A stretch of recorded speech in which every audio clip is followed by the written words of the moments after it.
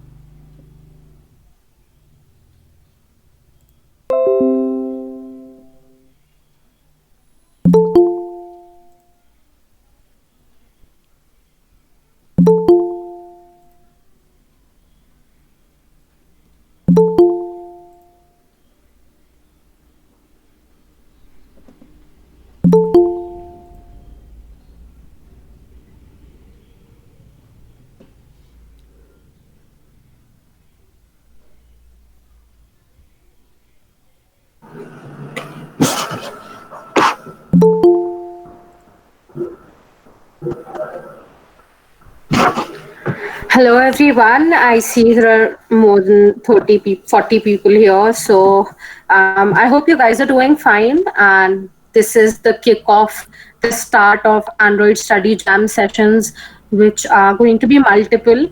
At least we hope so. And this is the first session of Android Study Jam. And I am so excited. Okay, how many of you are excited about it? Just drop a I am excited or any emoji that you like in the chat box. I'd like to see how many people are active here.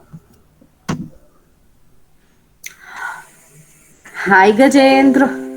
Hi Shivang. Hi Adish. Hello Tushar. Hi Lokesh. Hi Kunal. Hi Ashi. Hello Arham. Hi Akhilesh. Oh my god. So many people over here. I'm so excited to be here with you guys. Wow.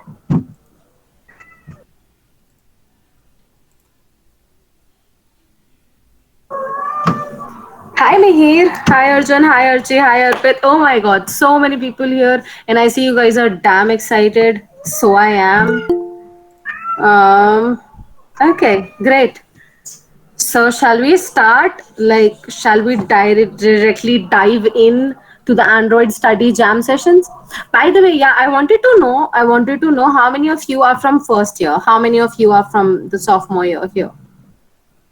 How many of you are first year students just joining in? Hi Shivang, okay, welcome to the college. Welcome Archie, Samyak, Tushar, Tejas, Bharat Kumar, Raghav Kumar. So many sophomores. Amazing, amazing, amazing guys. I like the spirit. I like the spirit with which you're joining all the events and all. I hope you guys stay consistent. Welcome everyone to the college. Khushbu, Abhinav, Vishita, Arham. If I miss your name, then just like ping me. Hey, you didn't take my name. Okay. Hi, Kapil. So, okay, cool, cool, cool, cool. Very nice, very nice. So, I'm in my third year to introduce myself. I'm in my third year of computer science engineering. I am the leader and the founder of Developer Student Clubs, Rajasthan Technical University, and it is powered by Google. So we usually talk about Google technologies, and Android is a Google technology, by the way. So yeah, and we are going to have these kind of sessions and programs once in a while, every month or every few months. I hope you guys stay connected. I'm also a beta Microsoft Learn student ambassador, so if you have any queries related to that, you can direct it to me. This is my email ID. I'm putting it in the chat box.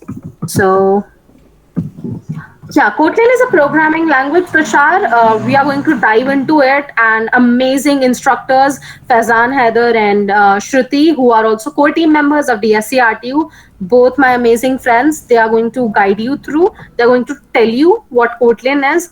Samyak, really no requirements, honestly.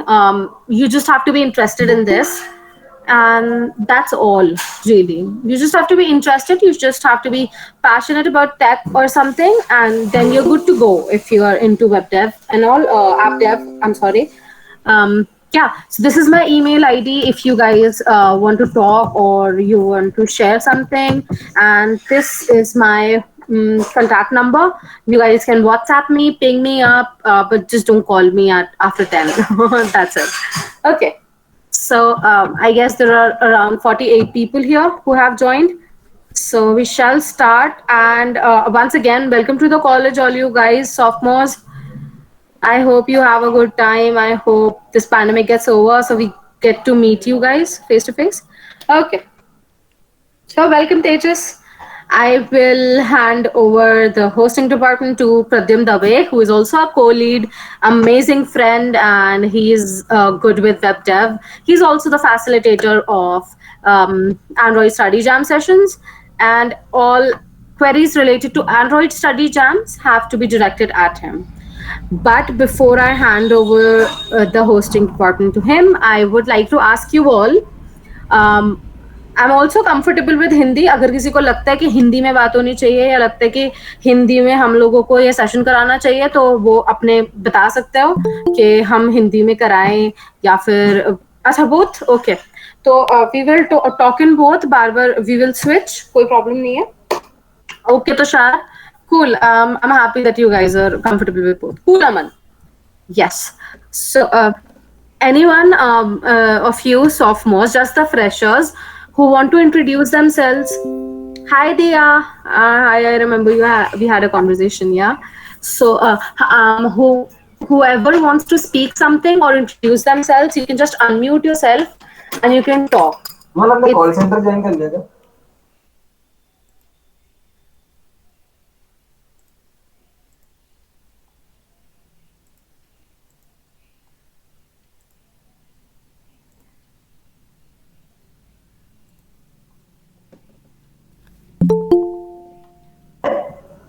Yeah, anyone wants to speak? It's okay, guys. You don't have to be scared. Whoever wants to speak about something, it's okay if you unmute yourself. Even if you want to say hi, we just have like 5 minutes. So we can do that if you guys. Yeah, yeah. Hi, my name is Shiva. Hi, I have Shivang. opted Yeah. computer science engineering this year. Awesome. I Awesome. started I in hope you keep up with computer science for the rest of the years. Okay. yeah.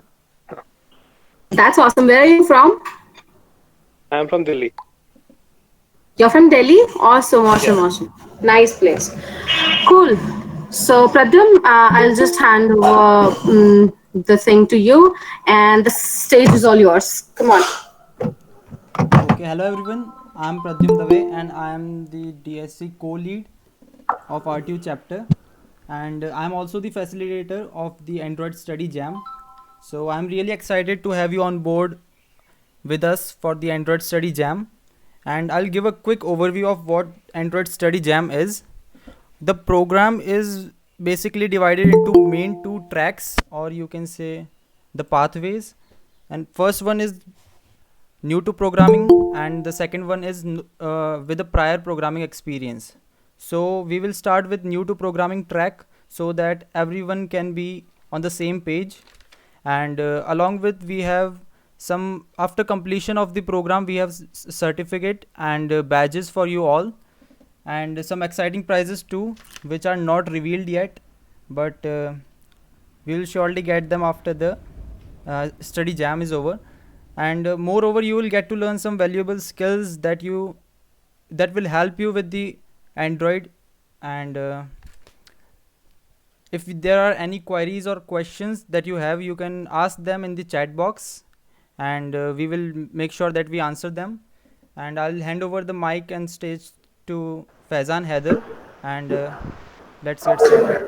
Just before that, Yeah. I'm really sorry to interrupt, Pradyam. I wanted to show because you guys are new, so you don't know how DSC has been organizing events here. So I would like to show you our past event, which was 30 days of Google Cloud. It was a 30-day long celebration of Google Cloud, basically, and we had so much fun. I think you guys were not there, so I'll just show you the site of 30 days of Google Cloud. So just a second.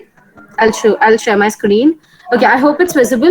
So these are all the badges that all the participants got after the completion of the respective tracks in Google Cloud and Quick Labs.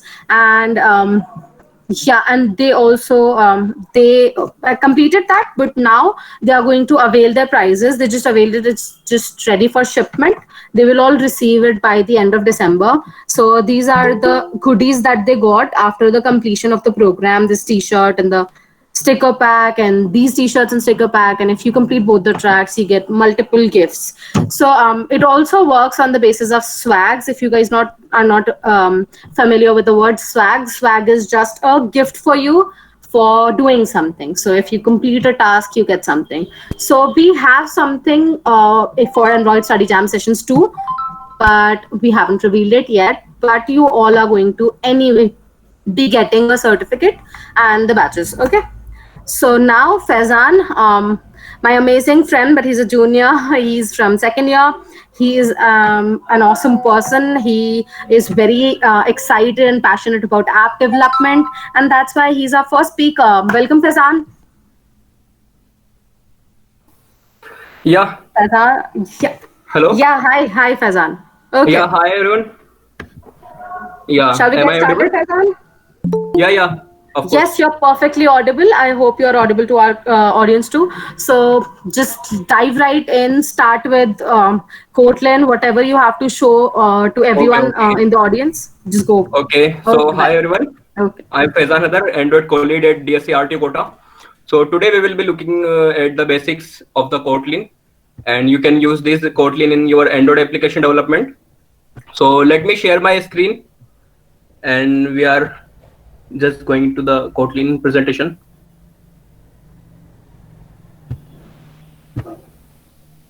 Yeah, my screen is visible.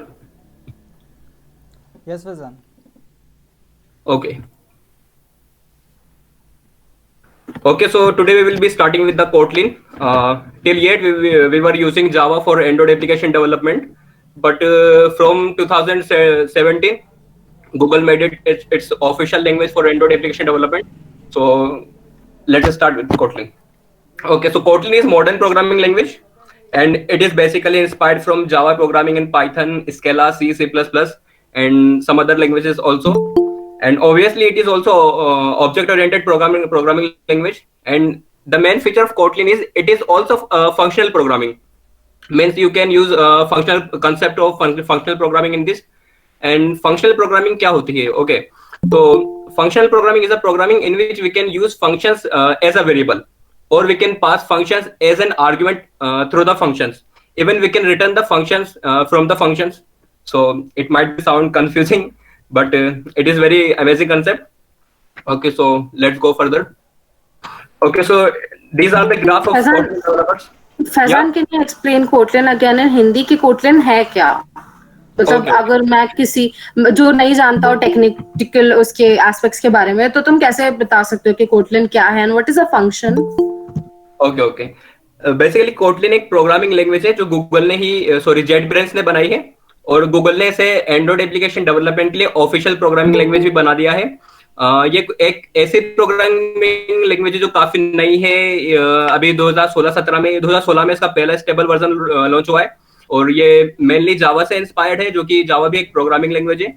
और Python से भी इसके अंदर कुछ खूबियां ली गई हैं, Scala से ली हैं, C++, एक डॉल्फिन या डेल्फी ऐसा कुछ करके भी आती है, उससे भी ली गई है. तो it's a basically modern programming language. It is concise like Python, and it can perform many complex task like Java.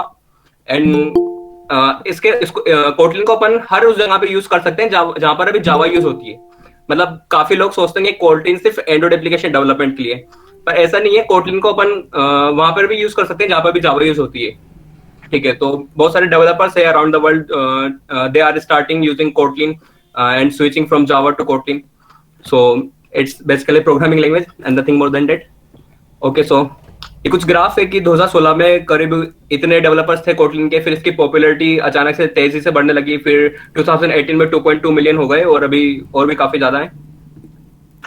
और ये टाइमलाइन है, जैसे कि 2010 में JetBrains जो कि एक कंपनी है, उसने कोटलिन लैंग्वेज बनाना शुरू किया था एज अ एक्सपेरिमेंट. उसके बाद इन्होंने कुछ इंप्रूवमेंट्स इसके अंदर डाले, और इन्होंने 2012 में इसको ओपन सोर्स कर दिया था.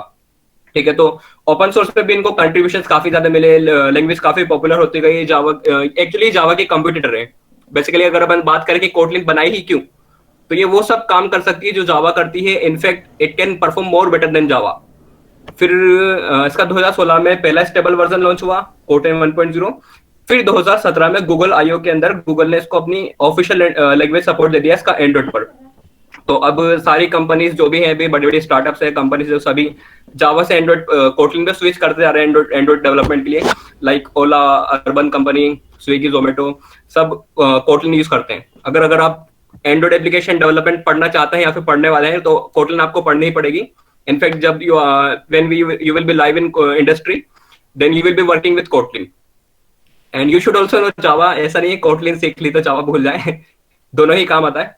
तो देखते हैं आगे. अभी इसका रिसेंटली कोटलिन का वर्जन 1.4 भी लॉन्च हुआ था, अभी पिछले शायद 2 महीने पहले. तो लेट्स मूव फर्दर. या it has good tooling and good Java interoperability.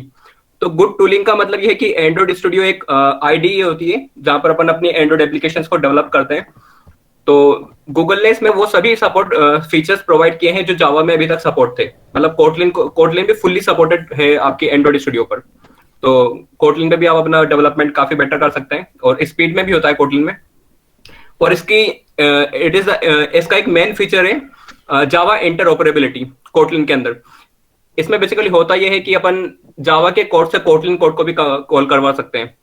जैसे कि अब जो भी यहाँ पे फर्स्ट ईयर से हैं उनको थोड़ा कंफ्यूजिंग लग रहा होगा, तो उसके कोई बात नहीं। पर अगर आपने कोई एंड्रॉइड एप्लीकेशन पहले से ही जावा में बना रखी है, और तो ऐसा जरूरी नहीं है कि आप उसको एक बार में कन्वर्ट कर दें पूरा कोटलिन में। आप चाहें तो थोड़ा बहुत पार्ट पहले उसका कोटलिन में कन्वर्ट कर लें। मतलब मैं कहना ये चाह रहा हूँ, एक ही प्रोजेक्ट के अंदर आप जावा कोटलिन दोनों रख सकते हैं। ऐसा जरूरी नहीं है आपने सिर्फ पूरा जावा में कोड कर लिया, फिर सिर्फ पूरा कोटलिन में कोड कर लिया। तो आप दोनों ही लैंग्वेजेस को सपोर्ट है एंड्रॉइड स्टूडियो में, और ये इंटरऑपरेबल है जावा से। तो इसका ये काफी मेन फीचर है, जिसकी वजह से भी काफी पॉपुलर है, that you can interoperate it with Java. Okay, then it is from JetBrains, as I already told you. Yeah, it can be mixed. Hello? हाँ, बस जैसे जो मेन एक्टिविटी करते हैं, जो फाइल रहती है ना, हाँ, तो वो तो डॉट जावा में बना के रखते हैं अपन, तो उसमें कोटलिन का है इस बाद में। उसमें कोटलिन का क्या? कोटलिन मतलब आप बोल रहे हो कि थोड़ा थोड़ा कोड अपन कोटलिन में बदल सकते हैं।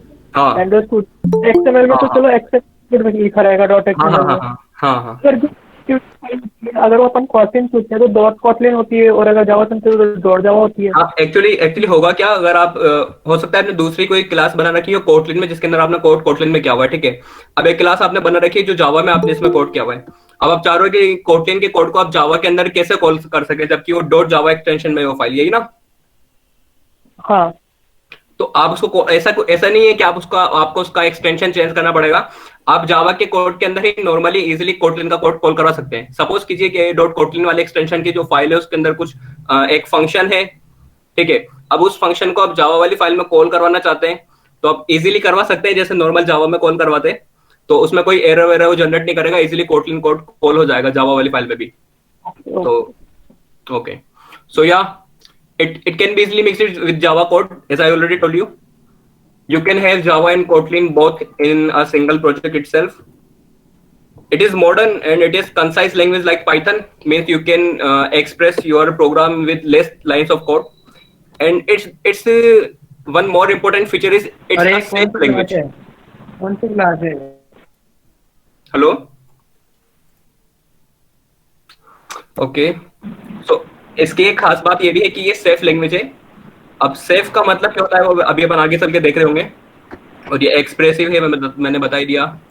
अब अपन देख लेते हैं कि वेरिएबल्स कैसे अपन डिक्लेयर करते हैं कोटलिन में, ठीक है। अगर आपने सी लैंग्वेज पढ़ी होगी या फिर जावा पढ़ी होगी तो आपको इजीली समझ में आ जाएगा, और नहीं भी पढ़ी होगी फिर भी मैं ट्राई करूंगा समझाने का।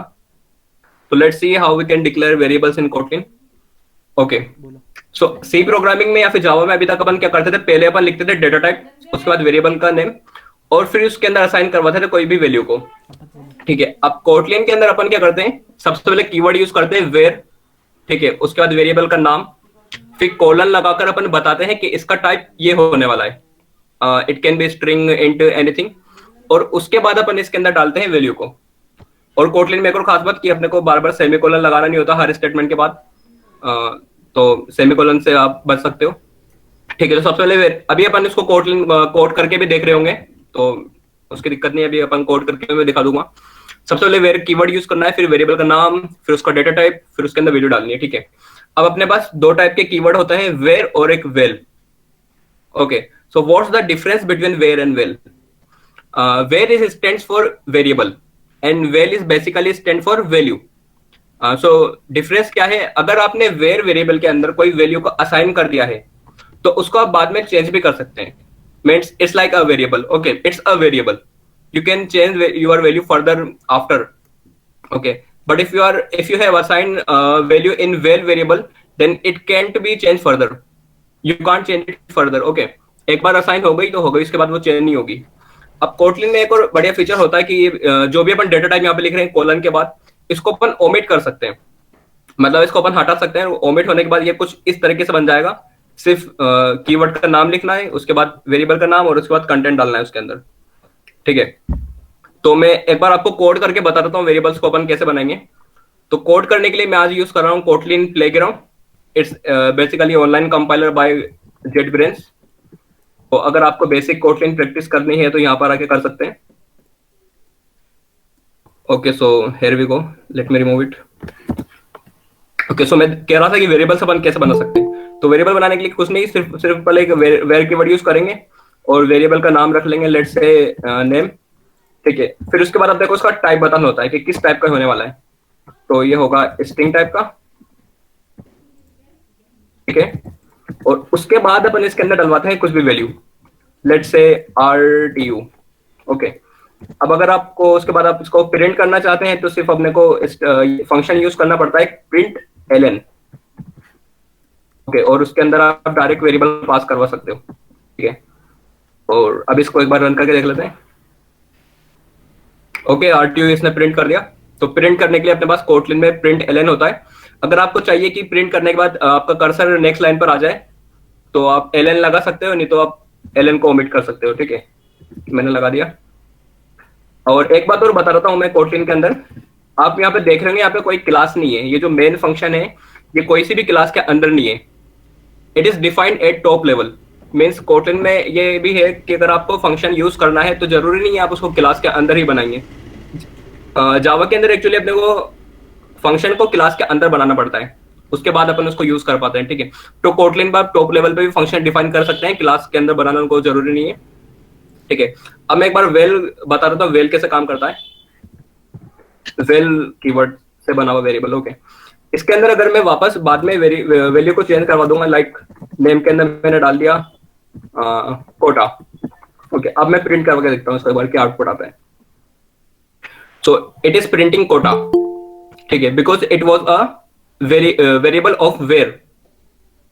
अब मैं वेयर को कर देता हूँ वेल, और अब दोबारा मैं प्रिंट करवा के देखता हूँ। ठीक है, मैं करवा क्या रहा हूँ यहाँ पे, बेसिकली पहले मैंने RTU असाइन करवा दिया है नेम के अंदर, उसके बाद वापस से रीअसाइनिंग करवा रहा हूँ नेम के अंदर, जिसके अंदर मैं वैल्यू डाल रहा हूँ Kota.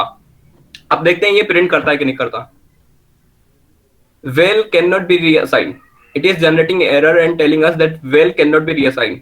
Means we can't assign the value in vel again and again. If we have already assigned it once, then it can't be changed further. So we can't do like name equal to anything. We can't do like this. अगर आपने एक बार well के अंदर value assign करवा दी है तो वो बस वो फाइनल हो गई। ठीक है, जावा में एक कीवर्ड होता है फाइनल। तो अगर जिन्होंने जावा पढ़ी उनके लिए बता रहा हूँ मैं, तो वहां पे जैसे फाइनल कीवर्ड होता है वैसे यहाँ पे वेल कीवर्ड होता है। सो आई होप वेरिएबल का कॉन्सेप्ट आपको क्लियर हो गया होगा। एक चीज और मैं बता रहा हूँ, इसमें स्ट्रिंग लिटरल्स होते हैं कोटलिन में। इसमें लिखना चाह रहा हूँ कि नेम इज, ओके, मैं चाहता हूँ नेम इज, ये तो स्ट्रिंग है तो प्रिंट कर देगा, पर मैं चाहता हूँ इसके बाद ये मेरा वेरिएबल जो है इसमें जो वैल्यू है उसको प्रिंट करे। तो मैं अगर डायरेक्ट ऐसे लिख दूंगा नेम तो ये भी स्ट्रिंग बन जाएगी और ये इसकी वैल्यू को प्रिंट नहीं करेगा।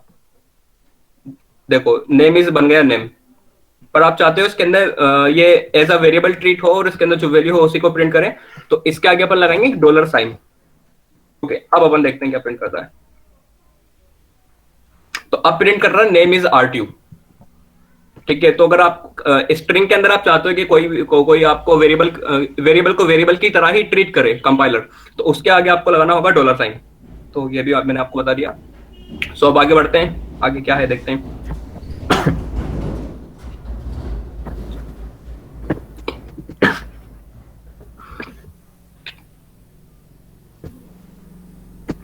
Okay, so now we have functions in Kotlin. Wait a minute.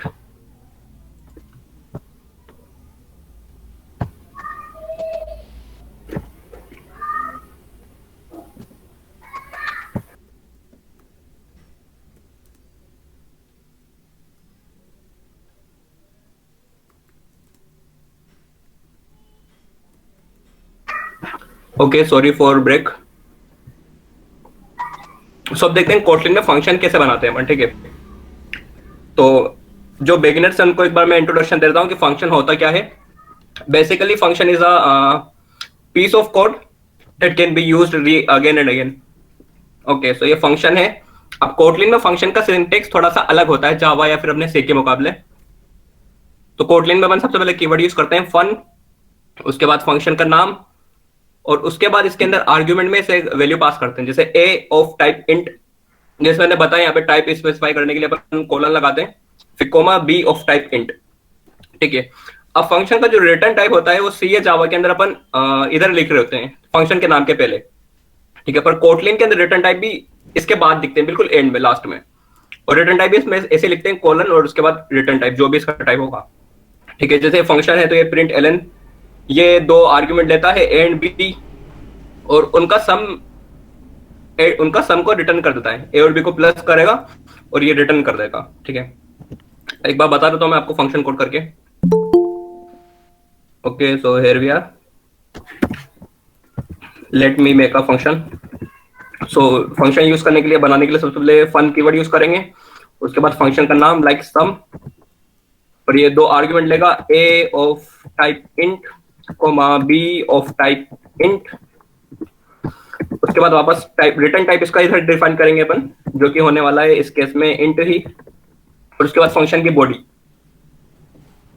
Function की बॉडी के अंदर अपन सिंपल बोल सकते हैं like val c equal a plus b, now I want to return c. तो अब ये करेगा क्या, ये ए और बी को वैल्यू ले लेगा और ए प्लस बी करके सी में वैल्यू असाइन हो जाएगी, और अपन रिटर्न कर रहे हैं सी को। ये कुछ गड़बड़ हो गई है, लाइक सी को, ठीक है। एक मिनट, मैं इस फंक्शन को कॉल करवाता हूँ मेन मेथड के अंदर, मेन फंक्शन के अंदर। तो प्रिंट एलन, इसमें मैंने कॉल करवाया सम, और सम के अंदर लेट से पास कर देते हैं 5,2। अब देखते हैं आउटपुट क्या होने वाला है। ये दो वैल्यू लेगा, एक लेगा 5 और दूसरा लेगा 2। 5 will get assigned to A and 2 will get assigned to B. Then they will be gets इसका समेशन हो जाएगा और C के अंदर स्टोर हो जाएगा, और फिर अपन रिटर्न कर रहे होंगे C को। और रिटर्न होकर ये जहां से अपन फंक्शन कॉल करते हैं वहीं पे इसकी वैल्यू रिटर्न भी हो जाएगी, और इसको प्रिंट कर देगा, क्योंकि मैंने इस सम को प्रिंट एलन के अंदर लिखा हुआ है। तो एक बार रन करके देखते हैं। Okay, 7। So it is working. So that's how we declare or we define functions in Kotlin. Function का थोड़ा syntax अलग होता है Kotlin में. Okay, so let's. Faizan, yeah, I'll just interrupt you for a second. Just Okay. let the screen be here. So for all the people who are asking what is in for beginners, this session is supposed to be beginner friendly, but see what happens, we cannot explain each and every topic in very detail in just 2 hours. It's not possible for us to teach you all the basic syntax, but if you just see this through, once we share all the resources that we have, we are going to share all the resources on our Discord server, and it is going to reach to you, right? So then you have to read about Kotlin extensively, read about the syntax, function कैसे लिखते हैं, क्यों लिखते हैं, everything has to be read by you. अभी हम लोग जो समझा रहे हैं वो हम लोगों की तरफ से it is the basic version. ठीक है, तो ऐसा नहीं है कि you can not understand this. अगर आप ट्राई करो तो आपको समझ आएगा। For example, you guys are asking, मैं फंक्शन एक्सप्लेन करती हूँ। फंक्शन का मतलब होता है कि आप कुछ इनपुट दे रहे हो और वो तुम्हें कुछ अलग आउटपुट दे रहे हैं। फॉर एग्जाम्पल, स्क्रैबल्ड वर्ड्स है, मैंने दे दिया TINKH और मैंने उसको एक मशीन में डाल दिया, वो मशीन मेरा फंक्शन है। और फिर जैसे ही मैं उसमें से डालूंगी उसका स्पेलिंग सही होके निकलेगा, THINK, थिंक। तो ये जो मेरा फंक्शन था, इसका काम था कि जो रैंडम लेटर्स थे उनको उसने सॉर्ट करके एक वर्ड बना दिया। वही काम होता है फंक्शन का। फॉर एग्जाम्पल, फंक्शन का काम है, मैं ए और बी, कोई नंबर है 2, ए की वैल्यू है 10, बी की वैल्यू है 5, मैंने 2 नंबर दिए, तो उसको ये बोलना है कि ए इज ग्रेटर देन बी और ए इज लेस देन बी। तो ये फंक्शन का काम होता है। जैसे हम ये वाला फंक्शन देख रहे हैं, सम का फंक्शन है। अब किसी ने पूछा था रिटर्न क्या होता है, तो रिटर्न का मतलब होता है कि वापस क्या देगा वो फंक्शन का आउटपुट में तुम्हें क्या दिखेगा, वो होता है रिटर्न। आशी, I think that answers your question. If you still have doubt, आप पूछ सकते हो। ओके, और प्रिंट एलन का मतलब होता है प्रिंट करना, तो जो भी प्रिंट एलन के बाद ब्रैकेट और इन्वर्टेड कॉमास में है वो प्रिंट होगा, और रिटर्न इज वैल्यू, रिटर्न वो वैल्यू जो आउटपुट में बाहर आएगी.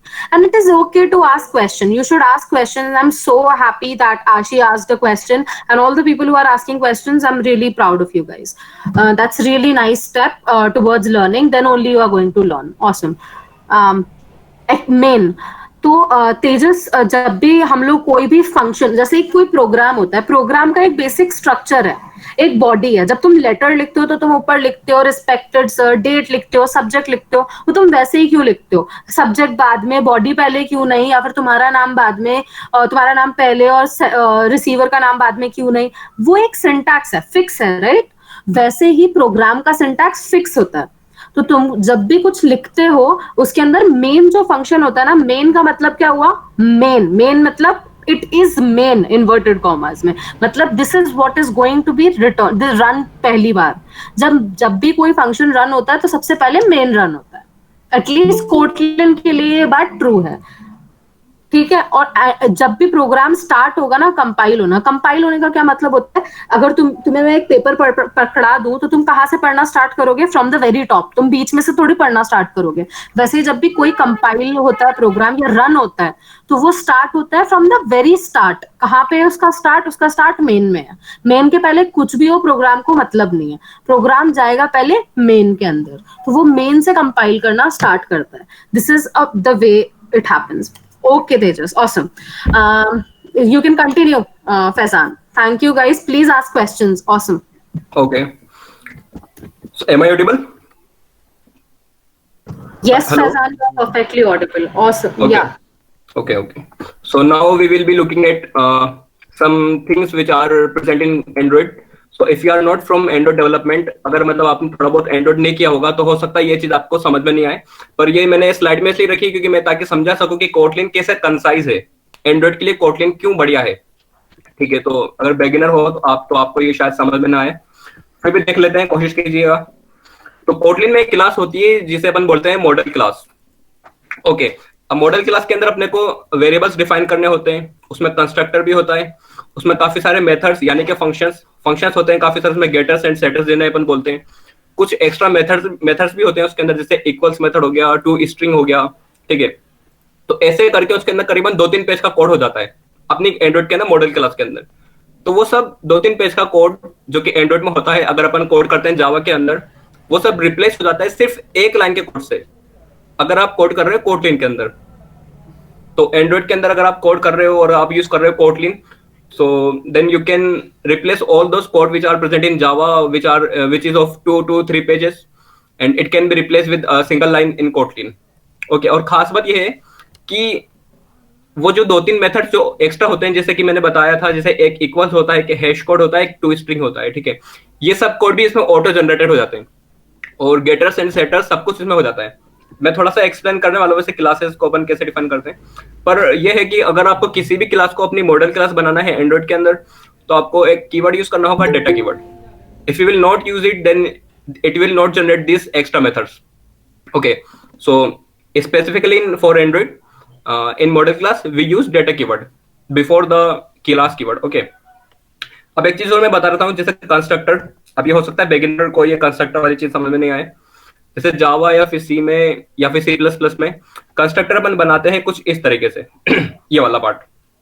ठीक है, इसमें अपने पास वैल्यू आती ही होती है आर्ग्यूमेंट्स के अंदर, और इनमें जो वैल्यू आती है, इन वैल्यू के थ्रू अपन जो अपनी ये क्लास के जो इंस्टेंस वेरिएबल होते हैं, जिन्हें अपन ग्लोबल वेरिएबल भी कह सकते हैं, कंस्ट्रक्टर इन वेरिएबल्स को इनिशियलाइज करने के काम आता है. बेसिकली अपन ऐसे कह सकते हैं. ठीक है, तो कंस्ट्रक्टर अपन कोटलिन में कैसे बनाते हैं वो मैं आपको बता देता हूँ.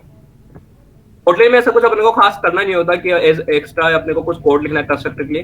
जस्ट क्लास के नाम के बाद एक पैरेंथेसिस लगाना होता है, उसके अंदर आप अपने वेरिएबल्स डिफाइन कर सकते हो डायरेक्टली, जो भी आप वेरिएबल्स कंस्ट्रक्टर में रखने वाले थे. ठीक है, जैसे मैं एक कंस्ट्रक्टर में नेम रखने वाला था, ये रहा यहाँ पे नेम.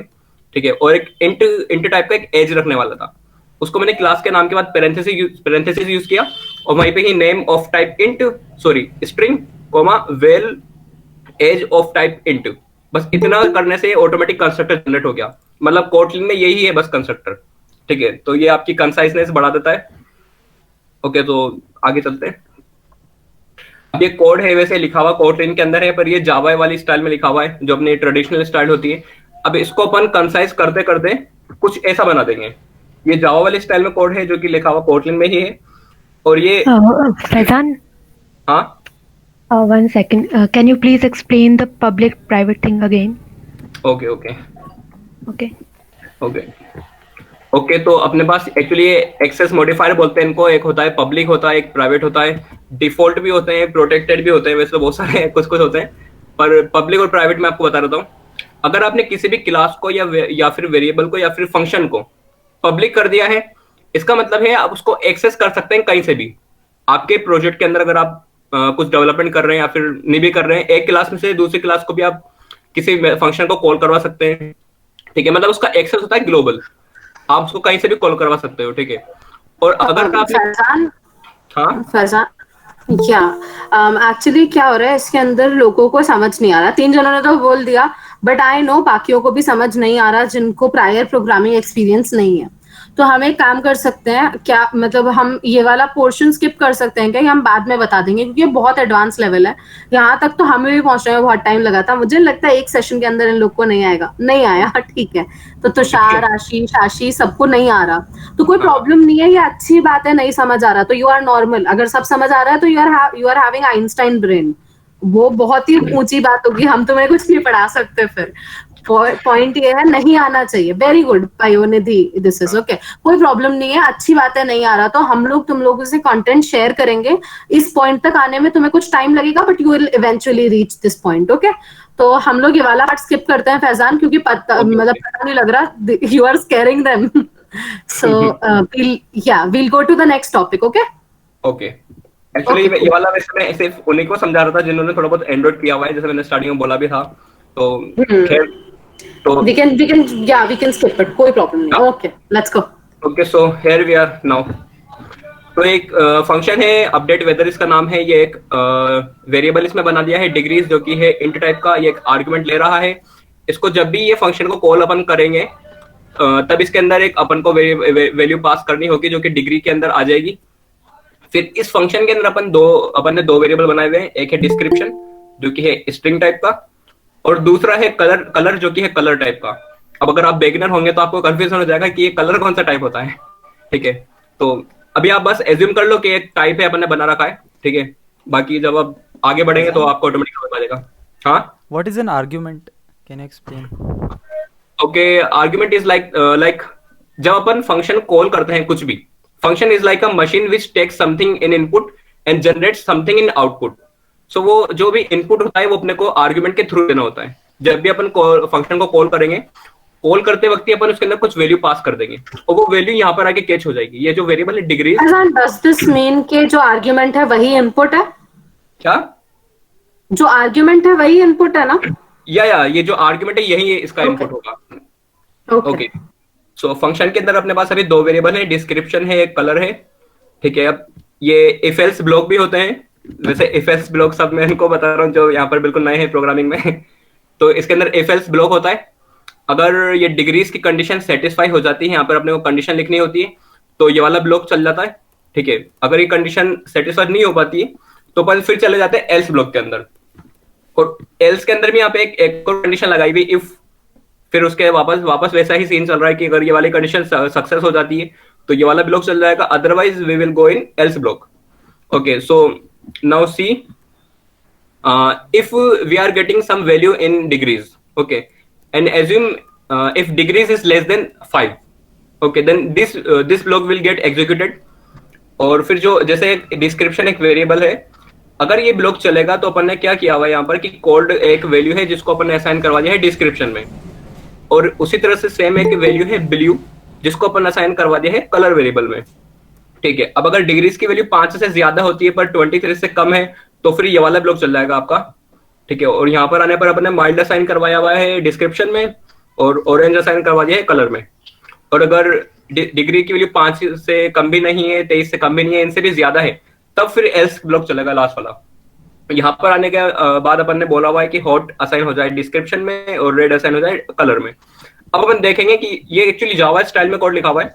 अब अपन देखेंगे कि इसको थोड़ा कोटलिनिश कैसे कर सकते हैं, ठीक है।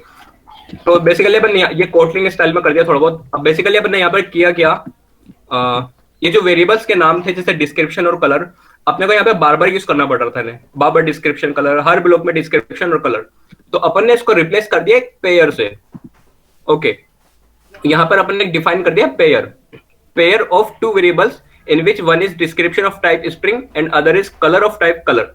ओके, तो ऐसा एक पेयर बना दिया। और एक खास बात और है कोटलिन के अंदर कि अपने पास जो ये इफ एल्स ब्लॉक होता है, इनकी लास्ट लाइन ऑटोमेटिक रिटर्न करती है।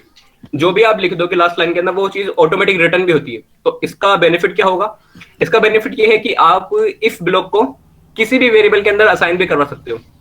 ठीक है, ये फंक्शनलिटी अपने को जावा, पाइथन या इन लैंग्वेजेस में अवेलेबल नहीं होती, पर इफ एल्स के अंदर लास्ट लाइन रिटर्न करती है। आप चाहें तो इफ एल्स को किसी वेरिएबल के अंदर भी असाइन करवा सकते हैं।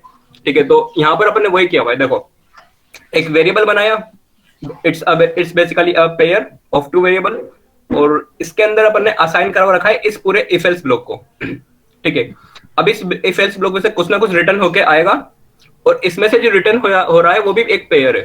अपन ने पेयर बना रखा है। ठीक है, तो पेयर रिटर्न हो जाएगा और इस वाले पेयर के अंदर आके वैल्यू असाइन हो जाएगी। अब मैं थोड़ा सिंपल करता हूँ। अब समझिए कि डिग्री की वैल्यू है 5 से कम, तब ये वाली लाइन एग्जीक्यूट होगी, और इसके अंदर अपन ने एक पेयर बनाया हुआ है जिसके अंदर दो value they the, cold and blue, और ऑटोमेटिक जैसा कि मैंने कहा इफ एंड एल्स के लास्ट लाइन रिटर्न करती है। तो ये जो पूरा पेयर है ऑटोमेटिक रिटर्न हो जाएगा बिना रिटर्न कीवर्ड यूज किए हुए। तो समझ लो ये पेयर पूरा ऑटोमेटिक रिटर्न हो जाता है, और ये इस पेयर के अंदर जाके असाइन हो जाएगा, जो कि है एक डिस्क्रिप्शन और दूसरा है कलर। तो अगर ये वाली लाइन रिटर्न करती है तो कोल्ड जाके असाइन हो जाएगा डिस्क्रिप्शन में, और ब्लू जाके असाइन हो जाएगा कलर में। और उसी तरह से अगर डिग्रीज की वैल्यू 5 से ज्यादा है पर 23 से कम है, तो फिर ये वाला पेयर रिटर्न हो जाएगा। ठीक है, अपन यहाँ पर रिटर्न कीवर्ड यूज नहीं कर रहे हैं, ऑटोमेटिक इसके लास्ट ये ऑटोमेटिक खुद ही एक लाइन है तो रिटर्न हो जाएगी। ठीक है, तो इसी तरह से यहाँ से भी ये वाला पेयर रिटर्न होगा, और माइल्ड चला जाएगा डिस्क्रिप्शन में, और ऑरेंज चला जाएगा कलर में। और अगर एल्स पार्ट चलता है तो फिर हॉट चला जाएगा डिस्क्रिप्शन में, और रेड चला जाएगा कलर में। ठीक है, पेयर एक क्लास होती है। अगर बिगिनर्स को समझ नहीं आ रहा तो कोई दिक्कत नहीं, आप सब अभी बाद में सीख जाएंगे धीरे धीरे। अब एक और होता है कोटलिन के अंदर व्हेन ब्लॉक। जैसे जावा या फिर सी के अंदर अगर आपने देखा होगा तो वहां पे स्विच ब्लॉक होता है अपने पास। तो exactly like switch we have when block in Kotlin. अब व्हेन ब्लॉक कैसे काम करता है, और व्हेन ब्लॉक में भी वही बात होती है कि इसकी लास्ट लाइन जो भी होती है वो रिटर्न करती है।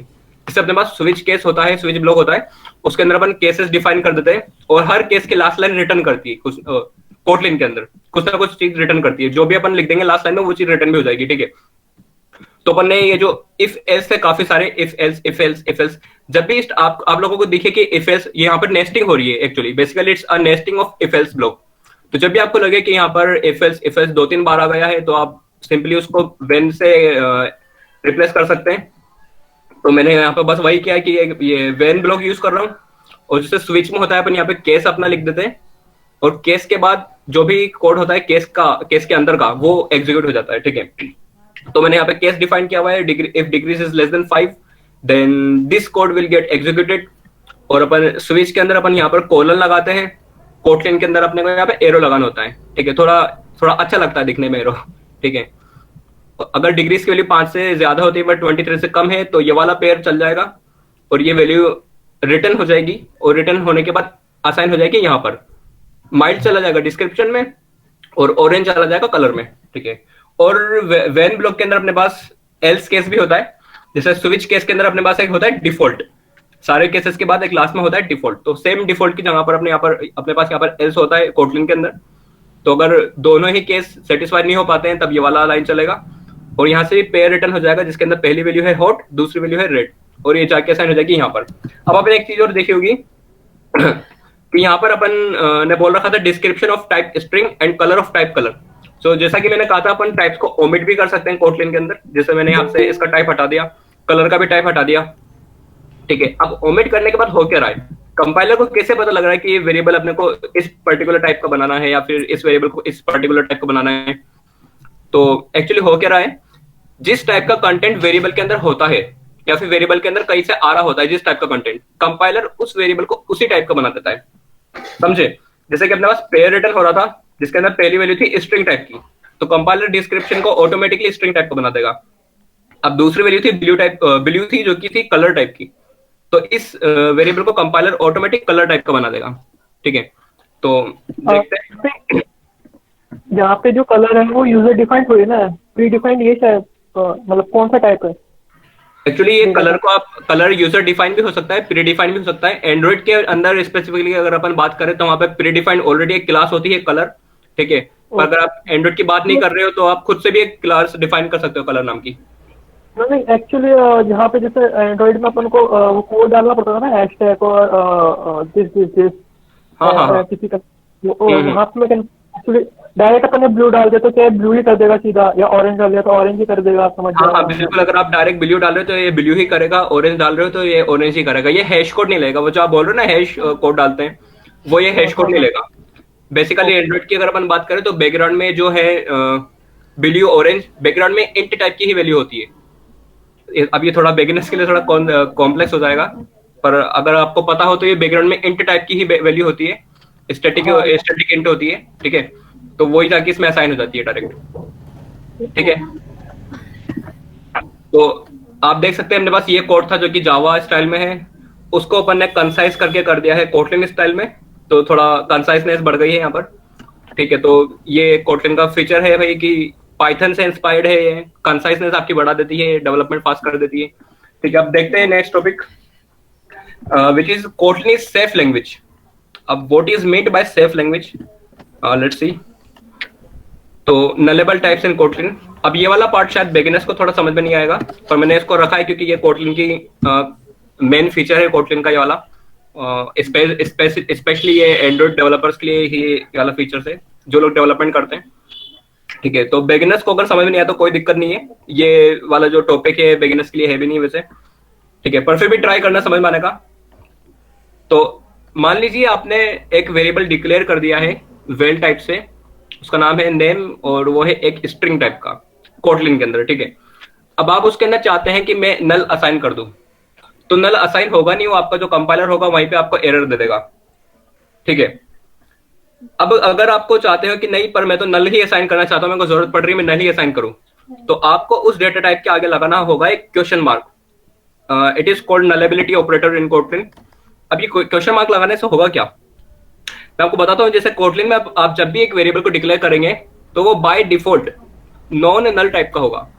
जैसे आपने कोटलिन में एक वेरिएबल डिफॉल्ट डिक्लेयर किया, ऑटोमेटिकली ही कंपाइलर उसे नॉन नल टाइप का समझ लेगा, मतलब आप उसके अंदर नल वैल्यू नहीं डाल सकते। बट आप चाहते हैं कि वो मेरा वेरिएबल नल वैल्यू भी ले लें, तो आपको डेटा टाइप के आगे लगाना होगा एक क्वेश्चन मार्क। ठीक है, अब ये वाला फीचर कैसे काफी ज्यादा इंपॉर्टेंट है कोटलिन के अंदर, उसकी बात करते हैं। अब एंड्रॉइड के अंदर अपन क्या होता है जब अपन जावा में कोड कर रहे होते हैं, तो अगर आपने किसी ने एंड्रॉइड में कोड किया होगा जावा के अंदर, तो उसमें काफी सारे बार अपने पास एरर आ जाता है, और काफी कॉमन एरर होता है उसमें नल पॉइंटर एक्सेप्शन। ठीक है, अब वो आता कैसे है, जावा के अंदर एक्चुअली होता है क्या है कि अपन कुछ भी वेरिएबल जब अपन डिक्लेयर करते हैं तो वो by default non null type के नहीं होते हैं। कोटलिन में आपने जब भी कोई एक वेरिएबल डिक्लेयर कर दिया बिना क्वेश्चन मार्क साइन के, तो वो by default non null type का होगा, मतलब उसके अंदर नल वैल्यू असाइन नहीं की जा सकती। पर आप जावा में जब वेरिएबल डिक्लेयर कर रहे हैं तो वो by default non null type का नहीं होता है। ठीक है, मतलब उसके अंदर नल वैल्यू भी असाइन करवा सकते हैं, जावा में ऐसे प्रॉब्लम नहीं होती है। ठीक है, अब होता क्या है, मान लीजिए आपने कुछ एक वेरिएबल ले लिया। हाँ हेलो, हाँ, व्हाट इज नल वैल्यू?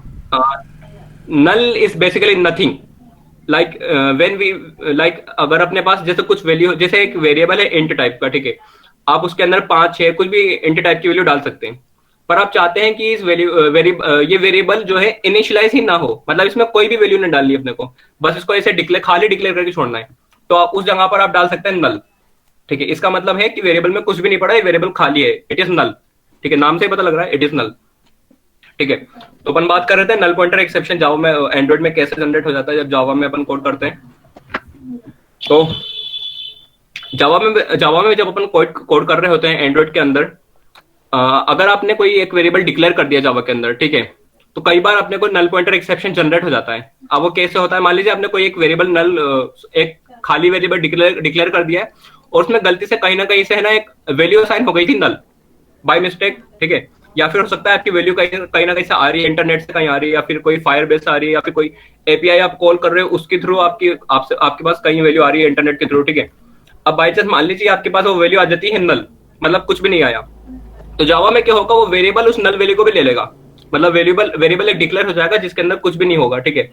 अब अगर आपने उस वेरिएबल के थ्रू किसी भी फंक्शन या मेथड को इन्वोक करवा लिया, यानी कि कॉल करवा लिया, तो वो जनरेट कर देगा नल पॉइंटर एक्सेप्शन। तो अगर आप मान लीजिए आपने एक एंड्रॉइड एप्लीकेशन बना लिया, आपने उसको मोबाइल में लॉन्च कर दी, तो कई बार होता है जैसे लॉन्च होते क्रैश हो जाती है। तो वो बेसिकली उसमें ये जाता है कि अपन से काफी सारी उसमें कहीं ना कहीं में मिस्टेक्स बाकी रह जाती है, और मिस्टेक ये रहती है कि अपन काफी सारे वेरिएबल्स वहां पे नल रह जाते हैं, और नल वेरिएबल के थ्रू अपन किसी भी मेथड को या फिर फंक्शन को कॉल करवा लेते हैं, और किसी भी फंक्शन को नल वेरिएबल के थ्रू कॉल करवाते ही वो जनरेट करता है सीधा नल पॉइंटर एक्सेप्शन। मतलब ये होता है कि आप नल वेरिएबल के थ्रू किसी भी मेथड या फंक्शन को कॉल नहीं करवा सकते हैं, ठीक है। ये वाला टॉपिक बिगिनर्स के लिए ज्यादा नहीं है, तो बिगिनर्स को समझ में नहीं आ रहा तो कोई दिक्कत नहीं, ठीक है। अब कोटलिन में अपन उससे कैसे बच सकते हैं? फरहान एक सेकंड, या सो आशी you asked me variable declare करना मतलब क्या होता है, राइट? तो क्या होता है, जो वेरिएबल होता है ना, उसका मतलब होता है वो चीज जो चेंज हो सकती है। इंग्लिश लैंग्वेज में वेरिएबल का मतलब है वो चीज जो चेंज हो सकती है। तो इस केस में वेरिएबल को हम एक नाम दे देते हैं, ठीक है। तो सपोज एक न्यूबॉर्न बेबी है, उसका नाम रखना है, ठीक है। तो अब उसका नाम हो सकता है the mom want some name, और जो भाई है उसको कोई और नाम रखना है, दादा को कोई और नाम रखना है। सो ये नाम अभी चेंज हो सकता है। वो न्यूबॉर्न बेबी जो है दैट इज द वेरिएबल, उसका जो भी नाम रखा जाएगा वो चेंज हो सकता है, लेकिन न्यूबॉर्न बेबी के नाम की जो वैल्यू है सिर्फ वो चेंज हो सकती है। ये चेंज नहीं हो सकता कि वो न्यूबॉर्न बेबी है, वो अडल्ट बेबी नहीं हो जाएगा एकदम से, वो न्यूबॉर्न बेबी ही रहेगा, समझे? तो क्या होता है, जैसे मैंने बोला वेरिएबल नेम इक्वल्स ईमान, ओके। तो अब वेरिएबल नेम इक्वल्स ईमान, नेम जो है वो मेरा कंटेनर है, वो मेरा न्यूबॉर्न बेबी है, और जो ईमान है वो उसका नाम है। अब मैंने बोला कि no, now my newborn baby's name is something else, so I say var newborn baby equals Ashi, and now you say कि नहीं, वो आशी नहीं रखना, like var newborn baby equals Anushka, okay fine. So Ashi Anushka तो चेंज हो गया, बट ये चेंज नहीं हुआ कि वो न्यूबॉर्न बेबी था। तो जो वेरिएबल है उसका नाम चेंज नहीं होता, उसकी वैल्यू चेंज हो जाती है। वेरिएबल को डिक्लेयर करना मतलब वैर ले लिया मैंने, वैर इंटीजर इक्वल टू, ठीक है। तो अब मैंने बोला वेर इंटीजर इक्वल टू, फिर वेर इंटीजर इक्वल 5 में भी, तो वैल्यू मैंने चेंज कर दी। डिक्लेयर करना मतलब उसको बोलना, ऐसा बताना कि मैं डिक्लेयर कर रही हूँ एक वेरिएबल जिसका नाम ये है और उसकी वैल्यू ये है, तो वो वेरिएबल डिक्लेयर करना होता है। Understood? Okay cool, she got it. Let's move ahead Faizan. Okay, so अपन बात कर रहे थे नल पॉइंटर एक्सेप्शन की, जो कि जावा के अंदर आ जाता है अगर आप कोड कर रहे होते हैं एंड्रॉइड के अंदर। एक बार वापस बता रहा हूँ, नल पॉइंटर एक्सेप्शन होता क्या है। जब भी आप किसी भी ऑब्जेक्ट या वेरिएबल के थ्रू किसी भी मेथड को कॉल करवा लेते हैं और बाय चांस आपका वो वेरिएबल नल हो जाता है, तो वहां पर आपको जनरेट कर देता है नल पॉइंटर एक्सेप्शन, ठीक है। तो अब कोटलिन में अपन उससे कैसे बच सकते हैं? कोटलिन में ये इसका एक खास फीचर है जो इसको काफी पॉपुलर बना रहा है अमंग द डेवलपर्स। जैसे आप जब भी इसमें एक वेरिएबल डिफॉल्ट डिक्लेयर करते हो, तो इसका बाय डिफॉल्ट टाइप होता है नॉन नल, मतलब आप इसके अंदर कोई भी नल वैल्यू को असाइन नहीं करवा सकते direct. If you want to assign null variable to it, then you need to use this time which is nullability operator, और इसके बाद आप इसके अंदर नल वैल्यू भी असाइन करवा सकते हो। अब इससे फायदा क्या हुआ, ठीक है। अब ये वाला कोड आप देखना, मान लो आपने, एक मिनट, मान लीजिए आपने वेरिएबल डिक्लेयर किया और इसके अंदर आपने कुछ ना कुछ वैल्यू डाल दी है। अभी अपन नल नहीं डाल रहे भाई, अभी अपन ने कुछ ना कुछ वैल्यू इसमें डाल दी है, लाइक RTU, ठीक है। और ये एक स्ट्रिंग वेरिएबल है, तो स्ट्रिंग वेरिएबल के अंदर अपने पास मेथड होता है गेट इंडेक्स। इससे होता क्या है कि अगर आप इस मेथड को कॉल करवा सकते हैं और इसमें आप कुछ भी इंडेक्स डाल सकते हैं। जैसे RTU अपने पास एक स्ट्रिंग है, अब और नेम के अंदर पड़ा हुआ है RTU। अब आपने बोल दिया नेम डॉट गेट, और इंडेक्स की जगह पर आपने पास कर दिया 0, तो ये लाइन आपको R रिटर्न करके दे देगी, ठीक है। अगर आपने बोल दिया इंडेक्स की जगह पर आपने पास कर दिया 2, अब होगा क्या, RTU में जो भी सेकेंड इंडेक्स पे होगा वो वाला कैरेक्टर रिटर्न हो जाएगा। जैसे RTU के अंदर 0, 1 और 2, U है सेकेंड इंडेक्स पर, ठीक है। तो U ये लाइन U को रिटर्न कर देगी, ठीक है। मतलब ये है कि अगर आपने एक वेरिएबल डिक्लेयर किया तो वो बाय डिफॉल्ट नॉन नल है, आपने उसके अंदर लेट्स से आरटीओ साइन करवा दिया, और अब आप इस फंक्शन को इन्वोक करवा रहे हो नेम डॉट गेट इंडेक्स, ठीक है, तो स्मूथली आपका सारा काम चलेगा, ठीक है, कोई भी नल पॉइंटर एक्सेप्शन यहाँ पे नहीं आएगा, क्योंकि इस नेम के अंदर एक वैल्यू पड़ी हुई थी, ठीक है। अब आपने क्या किया, आप चाहते हो कि इस वेरिएबल के अंदर मैं तो नल डाल दूं, ठीक है, तो नेम के अंदर अपन ने इस बार नल डाल दिया, आरटीयू ने डाला, ठीक है। अब अपन क्या कर रहे हैं, एक काम करते हैं, मैं आपको ये वाला कोड करके दिखाता हूं तो ज्यादा समझ में आएगा। तो अपन आ जाते हैं यहाँ पर,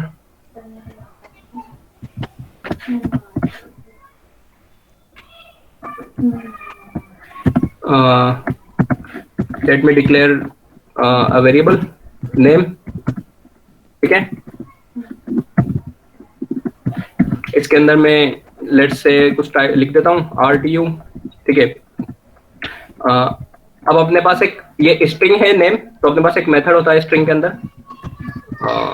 नेम डॉट गेट, यहाँ पर इसने देखो ये कंपाइलर ने शो भी कर दिया, गेट होता है, इसके अंदर मैं पास कर सकता हूँ इंडेक्स, ठीक है, और ये जो भी कैरेक्टर रिटर्न करेगा उसको भी मैं किसी और दूसरे वेरिएबल के अंदर स्टोर करवा सकता हूँ, लाइक मैंने ए के अंदर स्टोर करवा लिया, ठीक है। अब मैं ए को प्रिंट करना चाहूंगा, ओके, अब एक बार इसको रन करके देखते हैं होता क्या है। इसने प्रिंट किया टी, एक मिनट, और टी यू, या इसने प्रिंट किया टी, अब टी यू प्रिंट किया, अपन ने पास किया था इंडेक्स 1। अब प्रोग्रामिंग में होता है कि गिनती 1 से स्टार्ट नहीं होती है, 0 से स्टार्ट होती है, जैसे आर अपना है 0 पोजीशन पे, टी अपना है फर्स्ट पोजीशन पे, और यू अपना है सेकंड पोजीशन पे। तो मैंने गेट के अंदर पास किया था 1, यानी कि अब ये इसको अपने को रिटर्न करके देना चाहिए टी, तो इसने रिटर्न कर दिया, और वो टी जाके असाइन हो गया ए वेरिएबल के अंदर, और अपन ने उसको प्रिंट करवा लिया ए को, और जो अपने को आउटपुट में टी मिल गया, ठीक है। तो इस तरीके से काम कर रहा है। अब ये मेथड अपन ने मेथड कॉल करवा लिया गेट, और उसने कोई एरर नहीं दी, ठीक है। एरर इसने क्यों जनरेट नहीं की, क्योंकि अपन ने जो भी इसमें वैल्यू डलवाई थी वो नल नहीं थी। अब मैं एक काम करता हूँ, ये आरटीयू हटा देता हूँ और इसमें डाल देता हूँ नल, ठीक है, आरटीयू मैंने हटा दिया, इसमें डाल दिया मैंने नल। तो पहली बात तो ये दो तरीके के एरर देगा। पहला एरर तो देखो उसने दिया, ओनली सेफ और non null asserted calls are allowed, मतलब कि ये है कि मैं किसी भी वेरिएबल के अंदर अगर मैं चाहता हूं कि अगर मैं उसके नल डाल पाऊं, तो अपने को एक्सप्लिसिटली बताना पड़ता है कि ये इस वेरिएबल का टाइप होना चाहिए नल, मतलब इस वेरिएबल के अंदर अपन नल भी डाल सके। तो उसको बताने के लिए अपन क्या करेंगे, जैसे ये वेरिएबल था स्ट्रिंग टाइप का, तो अगर मैंने अभी इसको रन किया तो ये एरर जनरेट करेगा, ठीक है, कि आप किसी भी वेरिएबल के अंदर नल नहीं डाल सकते, क्योंकि कोटलिन में बाय डिफॉल्ट एक वेरिएबल नॉन नल टाइप का होता है। अब मैं चाहता हूं कि इस वेरिएबल में मैं नल भी असाइन करवा पाऊं, तो मैं इसके आगे लगा दूंगा क्वेश्चन मार्क, ठीक है। तो अब ये चल जाएगा, मतलब इस लाइन को मैं एक बार कमेंट करता हूं, अब मैं इसको एक बार रन करके दिखाता हूं, ठीक है। अभी कुछ भी एरर देगा नहीं अपने को, देखो उसने कुछ एरर तो अपने को जनरेट नहीं कर रहा, पर यहाँ पे वार्निंग दे रहा है कि variable name is never used, और उसने कुछ भी एरर जनरेट नहीं किया, और अपने को आउटपुट में कुछ मिला भी नहीं, ठीक है, क्योंकि इसके अंदर अपना नल डाला हुआ था, यानी कि कुछ भी नहीं था। पर अगर मैं अब एक काम करता हूं, ये नेम है जो कि एक नल वेरिएबल है, और इस नल वेरिएबल के रेफरेंस में मैंने एक फंक्शन कॉल करवा लिया है गेट, और अब इसको अपन रन करके देखते हैं। तो इस नल पॉइंटर एक्सेप्शन, एक मिनट, ओनली सेफ और नॉन नल असर्टेड, ये तो अपन ने कर दिया है, हाँ एक मिनट, ठीक है। तो अगर अभी मैं यहाँ पे असाइन, अगर ऐसा सॉरी यहाँ पे नल पॉइंटर एक्सेप्शन जनरेट नहीं कर रहा है, अगर आप इसी कोड को अगर आप एंड्रॉइड स्टूडियो के अंदर लिखकर यहाँ पर चलाएंगे, तो ये सीधा आपको नल पॉइंटर एक्सेप्शन जनरेट करके दे देगा, ठीक है। अब जावा के केस में क्या होता है कि जो भी अपन वेरिएबल बनाते हैं तो वो बाय डिफॉल्ट बाय डिफॉल्ट नल होते हैं, ठीक है। और अगर आपने उन वेरिएबल के थ्रू किसी भी मेथड को कॉल करवा लिया, फंक्शन को कॉल करवा लिया, तो नल पॉइंटर एक्सेप्शन दे देता है। अब कोटलिन में क्या होता है कि अपने को नल वेरिएबल डिक्लेयर नहीं करने देता वो, जैसे अगर मैं अभी मैं कोड को रन करूंगा तो ये एरर देगा, ठीक है। अभी अपन यहाँ पे कुछ भी वैल्यू, बस वैल्यू ही डाल सकते हैं, ठीक है। तो अपने को अपने मतलब कोटलिन के अंदर बाय मिस्टेक कोई भी वेरिएबल नल छूट ही नहीं पाते हैं, उनमें कुछ ना कुछ वैल्यू होती ही है, और अपने को चाहिए कि वो कुछ ना कुछ वेरिएबल नल रह जाए, ठीक है। कुछ अपने को उसमें काम करवाना है तो अपन को एक्सप्लिसिटली बताना पड़ता है क्वेश्चन मार्क लगा के कि ये वेरिएबल मेरा नल टाइप का बना दो, ठीक है। तो इससे क्या होता है कि एरर काफी ज्यादा कम हो जाते हैं। कोटलिन का कोड काफी सेफ रहता है, लेस बगी होता है, ठीक है। तो जो जावा डेवलपर्स होते हैं, एंड्रॉइड में कोड कर रहे होते हैं, उनके लिए काफी मेस हो जाता है जब इस टाइप के एक्सेप्शन जनरेट करता है, नल पॉइंटर एक्सेप्शन।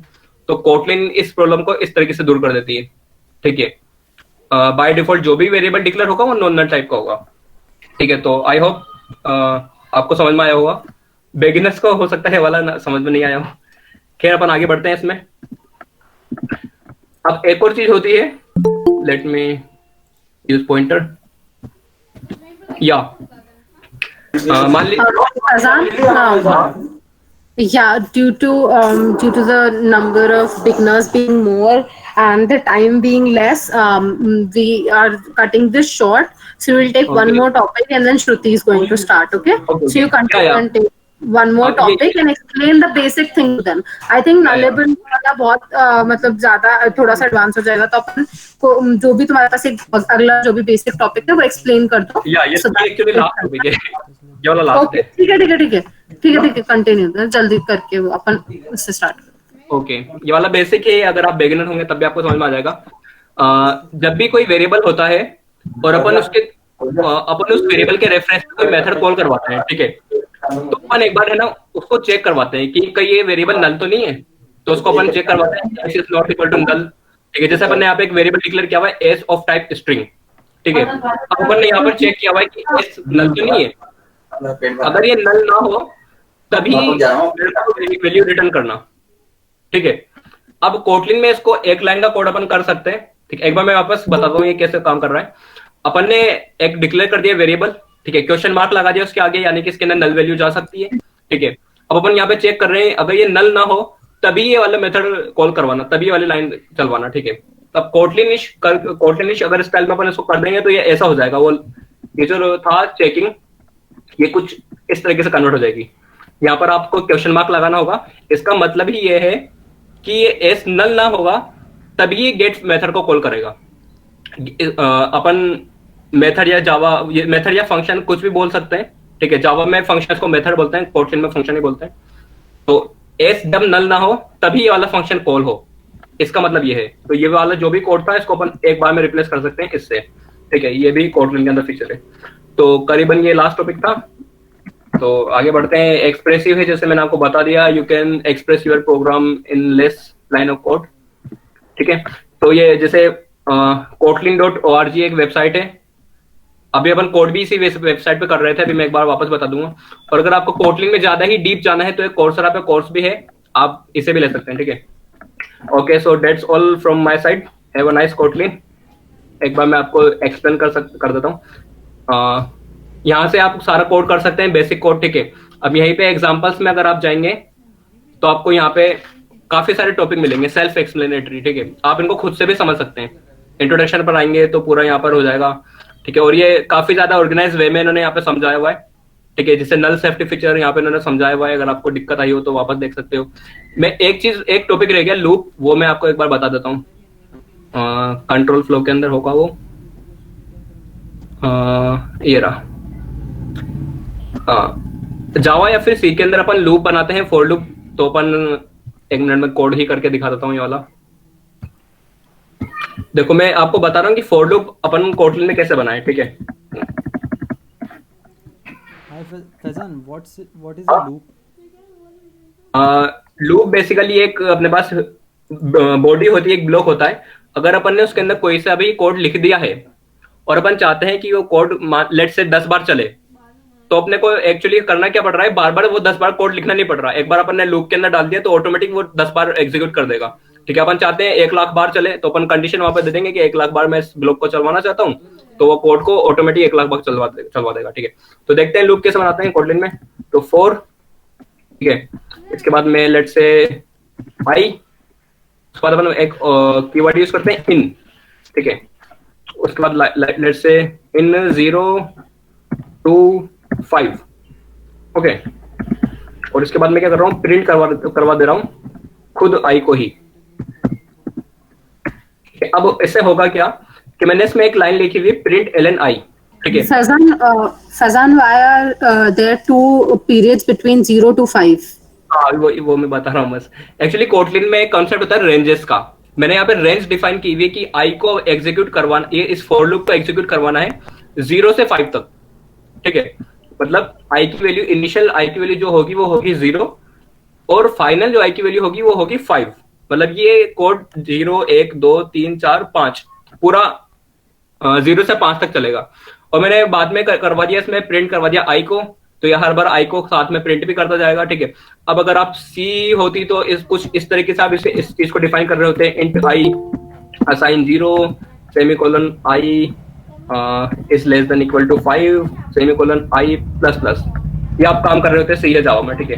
तो उसी काम को मैंने रिप्लेस कर दिया कोटलिन में कुछ इस तरीके से। एक बार मैं इसको रन करके दिखाता हूँ। और ये अपना लास्ट टॉपिक, ये देखो 0 1 2 3 4 5 इसने पूरा प्रिंट कर दिया, ठीक है। तो इस तरीके से अपन लूप्स डिफाइन करते हैं। और बाकी 2 लूप और भी होते हैं प्रोग्रामिंग की दुनिया में, जैसे एक होता है डू वाइल लूप और एक होता है वाइल लूप, ठीक है। तो डू वाइल और वाइल लूप इसमें बिल्कुल सेम होते हैं कोटलिन के अंदर भी, बस डिफरेंस फॉर लूप के अंदर होता है, इसलिए मैंने आपको यहाँ पे फॉर लूप समझा दिया। बहुत इजी है काफी, ठीक है। तो यहाँ पर आकर आप प्रैक्टिस कर सकते हैं, प्लेग्राउंड कंपाइलर है और एग्जांपल में सारी चीजें आप देख सकते हैं। यहाँ पे लूप्स के अंदर और भी टाइप होते हैं, सब बताए हुए यहाँ पे, ठीक है। सब कुछ देख सकते हैं आप यहाँ से। So that's from my side, hope you people enjoyed this session. Okay, thank you.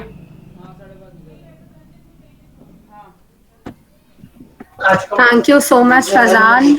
And we are going to give Shruti now 10 minutes, 10 to 15 minutes, and Shruti is going to give you a basic overview of what to do next. Like, what do you have to do in the Android Study Jam sessions, okay? So, Shruti, the stage is all yours. Here you go.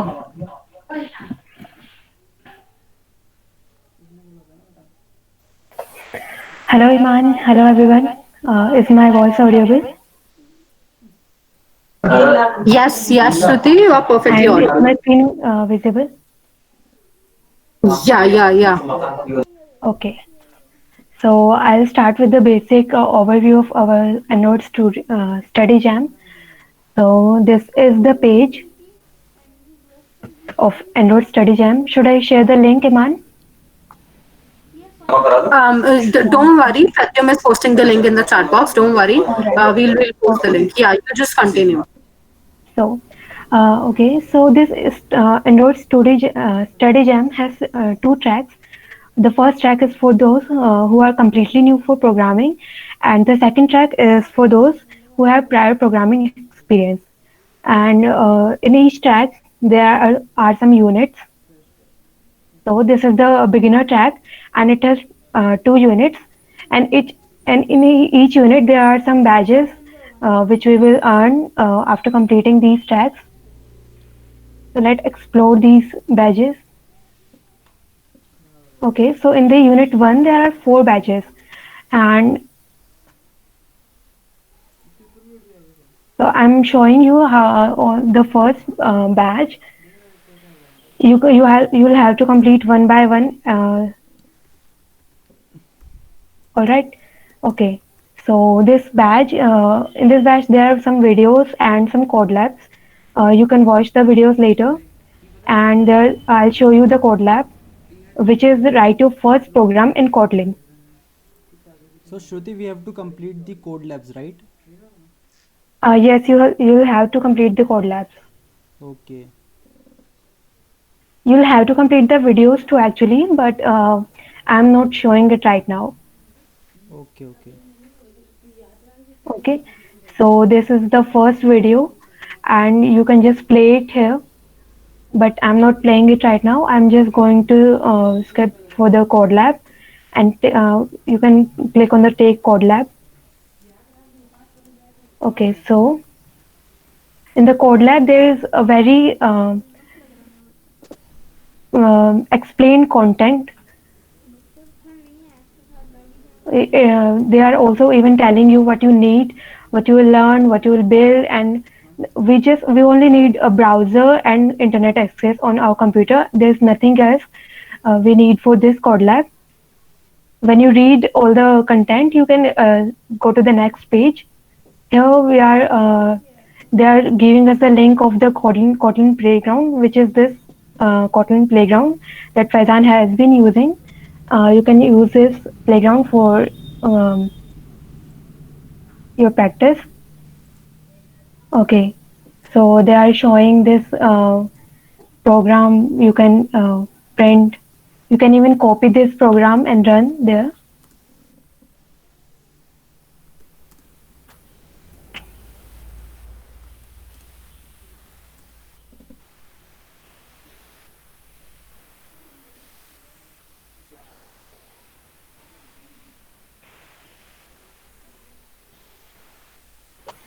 ठीक है, तो अब इसके अंदर यही सब है कि आपको मतलब पढ़ना है पूरा। इसके अंदर काफी सब कुछ एक्सप्लेन कर रखा है। मेन फंक्शन जो पूछ रहे थे, मेन फंक्शन क्या होता है, और प्रिंट एलन और प्रिंट का डिफरेंस, और ये इसके अंदर एक फंक्शन बनाया सिखाया है जो कि हैप्पी बर्थडे प्रिंट करवाता है। अब हमको हैप्पी बर्थडे प्रिंट करवाना है, तो we can just change here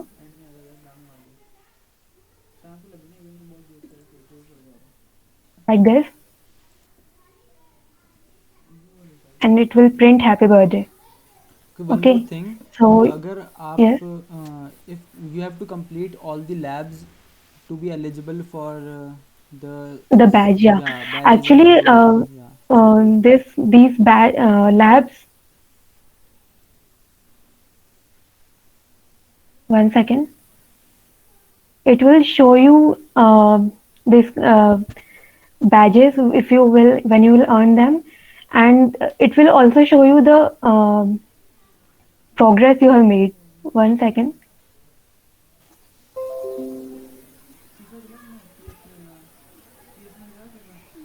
Okay, so they will show you your progress here. This is the progress bar. Look, it is 40% completed. When you watch the videos and then you complete the code lab, then you will have to take the quiz, and you can take the quiz any number of times. There's no negative marking or anything like that. You can take it whenever you want. But you will have to complete it, the quiz, and answer every question correctly to earn this badge. All right. Okay, so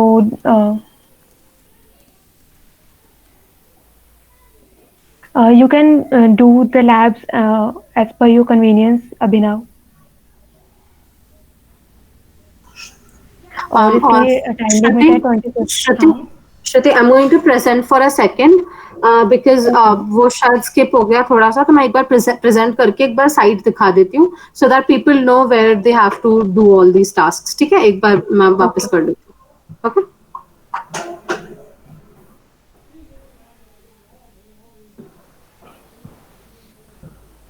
So guys, this is the website where you have to complete all the tasks. We have put the link in the chat box, so you can copy the link from there and you can open this in your desktop, and you can see there are units and there are badges attached to the units.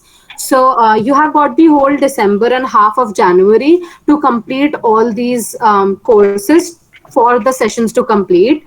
So you have these 2 units, okay? So let me just go through the first unit, Kotlin Basics for Android.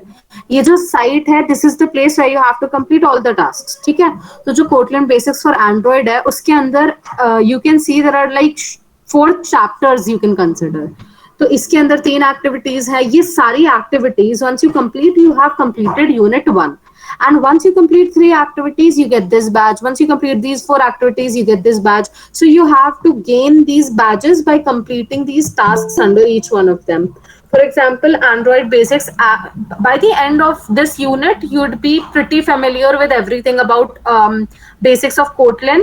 Like you'd have intermediate knowledge about Kotlin after the completion of all these labs.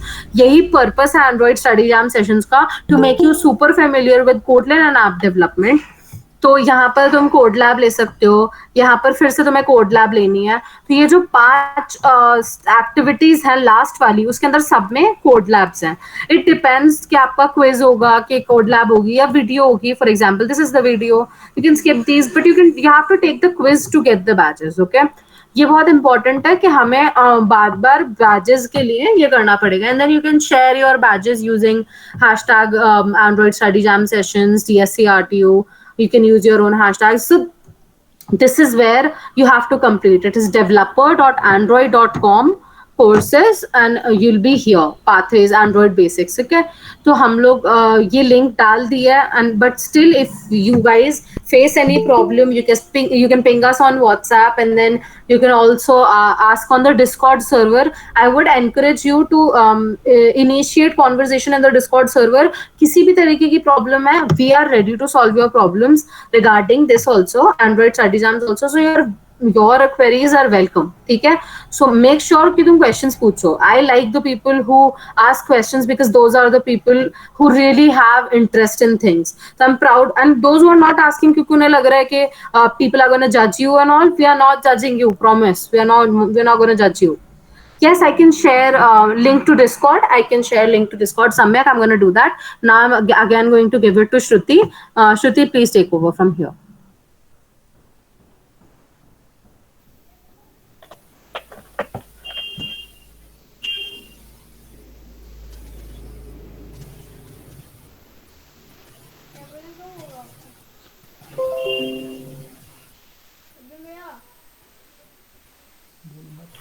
Okay, so let's start. So first of all, I'm Shruti Bansal and I'm the Android lead for Google DSC RTU. And I'm going to code Rock Paper Scissors game with Kotlin. So first of all, how many of you here have never written any program before?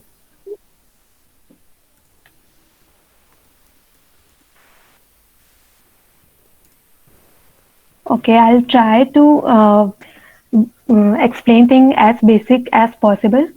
But if you still have any doubts, please ask in the chat box.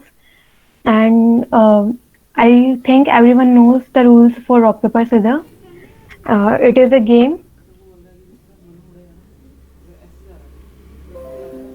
Okay, it is a game in which there are two players, and each player has three choices: either rock, paper, or scissor. And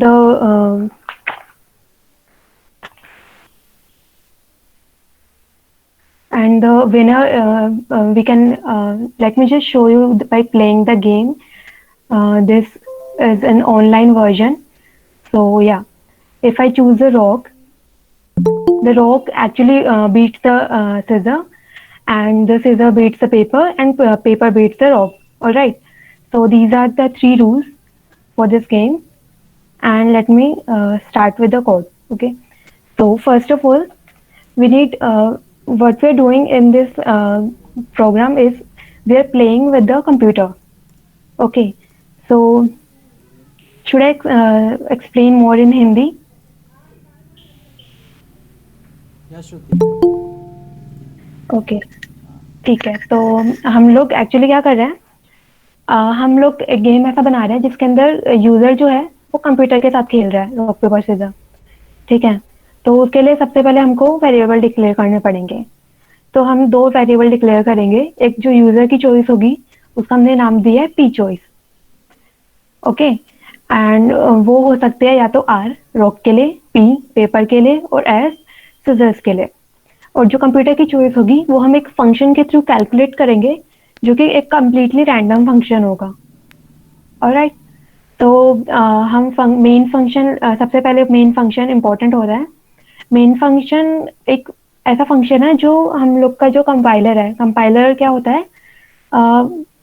it's you can say एक ऐसी machine है जो हमारा program run कर रही है और उसको मशीन को मतलब हमारे कंप्यूटर को समझा रही है.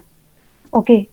तो जो मेन फंक्शन होता है, कंपाइलर जो होता है सबसे पहले मेन फंक्शन को देखता है और मेन फंक्शन के अंदर क्या क्या है.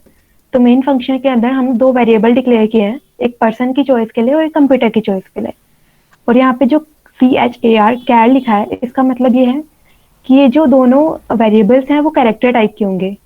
कैरेक्टर टाइप है मतलब it can be any of the characters like A, B, C, D. Okay. When we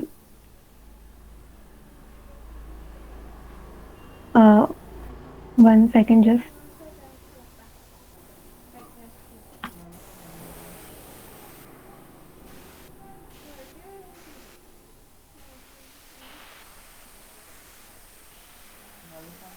Okay, so we have the character is a data type, which is a single character like A or B or C, and string is a collection of characters like A B C.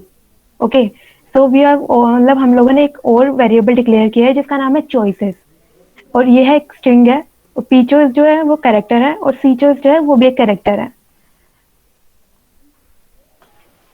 Okay, so first of all let's declare them all in our compiler.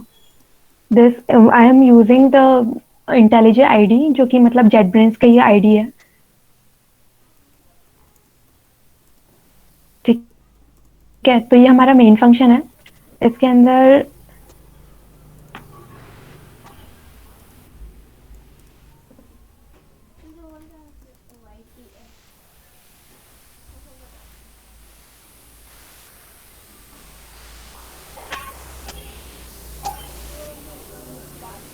just 1 second.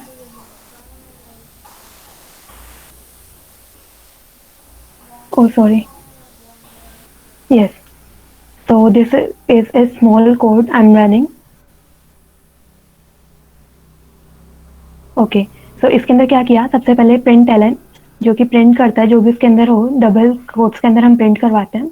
तो double quotes hello what's your name, तो ये हमसे पूछ रहा है, और यहाँ पे फंक्शन रन हुआ.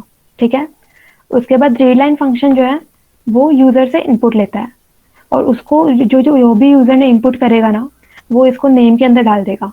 तो अगर हम यहाँ पे अपना नाम इनपुट करेंगे, ओके, तो वो जो मैंने नाम इनपुट किया वो उस नेम वेरिएबल के अंदर डिफाइन हो गया, और फिर मैंने उसको प्रिंट किया println welcome and then the name variable. Variable के लिए अगर हम मतलब डबल कोट्स के अंदर लिखना चाह रहे हैं तो हम डॉलर साइन का यूज करते हैं. अगर डबल कोट्स के अंदर नहीं लिख रहे तो we can simply write name, for example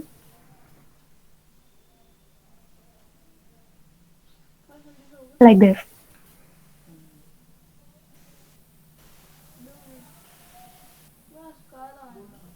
अब ये वाला जो है ये सेकंड लाइन का इनपुट है, आउटपुट है, और ये जो वेलकम श्रुति है ये फर्स्ट लाइन का आउटपुट है. ओके, अगर किसी को कोई डाउट है तो प्लीज आस्क.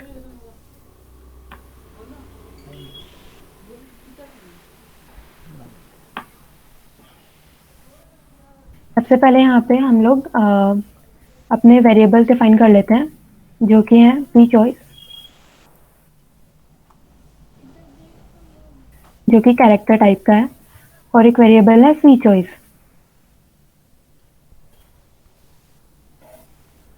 श्रुति मतलब पी चॉइस हमारी चॉइस होगी ना? हाँ, पी चॉइस मतलब मैंने अभी जो जैसे अपना नाम इनपुट करके दिखाया ना, हाँ हाँ, वैसे ही हम लोग यूजर से उसकी चॉइस इनपुट करवाएंगे. अच्छा. हाँ, और जो सी चॉइस होगी वो कंप्यूटर की चॉइस होगी, वो हम एक फंक्शन के थ्रू कैलकुलेट करेंगे जो कि एक रैंडम फंक्शन होगा. अच्छा, ओके, मैं एक बार पूरा एक्सप्लेन कर देती हूँ, उसके बाद में कोड करती हूँ. ठीक है, ओके, तो यहाँ तक ये वाला चीज सबको समझ आ गई. हमने 3 वेरिएबल बनाया है, एक वेल है चॉइसेस, जिसके अंदर हमने तीनों अपनी चॉइसेस रखी हैं. ठीक है, और उसके अलावा 2 हमारे वेरिएबल्स हैं, एक पी चॉइस और एक सी चॉइस, जिसको हमने ये बता दिया है अपने फंक्शन को कि वो कैरेक्टर टाइप के होंगे, पर अभी तक हमने इसकी वैल्यू डिसाइड नहीं किया. ठीक है, तो अब जो पी चॉइस है उसकी वैल्यू हमें अपने यूजर से लेनी है, तो उसके लिए रीड लाइन फंक्शन यूज करना पड़ेगा. ओके, तो सबसे पहले हम प्रिंट कर रहे हैं कि योर चॉइस आर और पी और एस. हम यूजर को बता रहे हैं कि उसके पास कौन कौन सी चॉइसेस हैं जिसमें से वो सेलेक्ट कर सकता है. So whatever is in the double quotes, so this statement will be printed. Okay, and मैंने यहाँ पे print लिखा है, print ln नहीं लिखा है. print ln क्या करता है, हमको नेक्स्ट लाइन में ले जाता है, पर print उसी लाइन में रहने देता है. ओके, तो और फिर हम यहाँ पे रीड लाइन फंक्शन के थ्रू इनपुट ले रहे हैं. तो इनपुट हमने एक वेरिएबल डिफाइन किया, और रीड लाइन फंक्शन मैंने अभी यूज करके दिखाया था. And this is the non nullable operator, जो मतलब इससे क्या होगा कि हम जो इनपुट है वो नल नहीं रख सकते, उसके अंदर वैल्यू इनपुट करनी ही पड़ेगी. उसके बाद डॉट और फिर to lower case function, to lower case. ये एक फंक्शन है जो कि हम यूजर जो भी इनपुट करेगा उसको ये लोअर केस में कन्वर्ट कर देगा। जैसे मान लो हमने गलती से कैपिटल आर इनपुट कर दिया है तो वो इसको स्मॉल आर में कन्वर्ट कर देगा।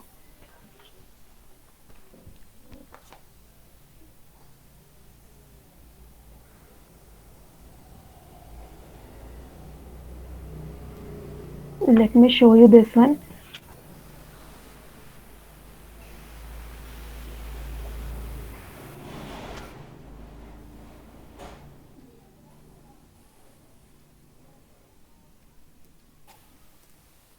Okay.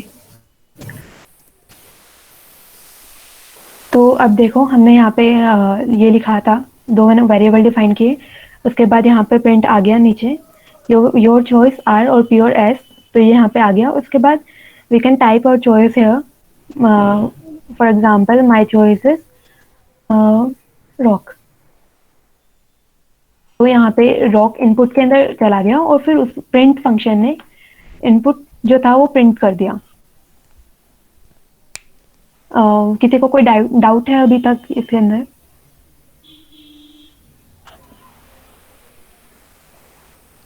श्रुति मतलब रीड लाइन से वो इनपुट लेता है और हाँ रीड लाइन से इनपुट ले रहा है। जो ये यहाँ पे मैंने जो भी प्रिंट किया ना हाँ वो रीड लाइन फंक्शन इनपुट ले रहा है। अच्छा, और टू लोअर केस से उसको लोअर केस में कर देता है उसको लोअर केस में कन्वर्ट कर। अब देखो मैंने यहाँ पे कैपिटल आर इनपुट किया था, हाँ ठीक है, लेकिन जब मैंने उसको प्रिंट को आउटपुट मतलब प्रिंट करवाया हाँ इनपुट को तो स्मॉल आर प्रिंट हुआ, हम्म, क्योंकि टू लोअर केस फंक्शन ने उसको स्मॉल केस में कन्वर्ट कर दिया था।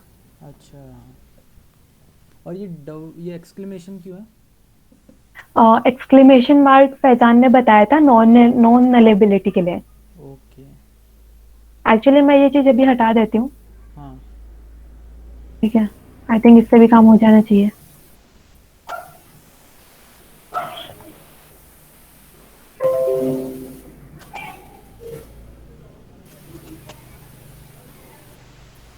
ये एरर दे रहा है तो रख ही लेता है।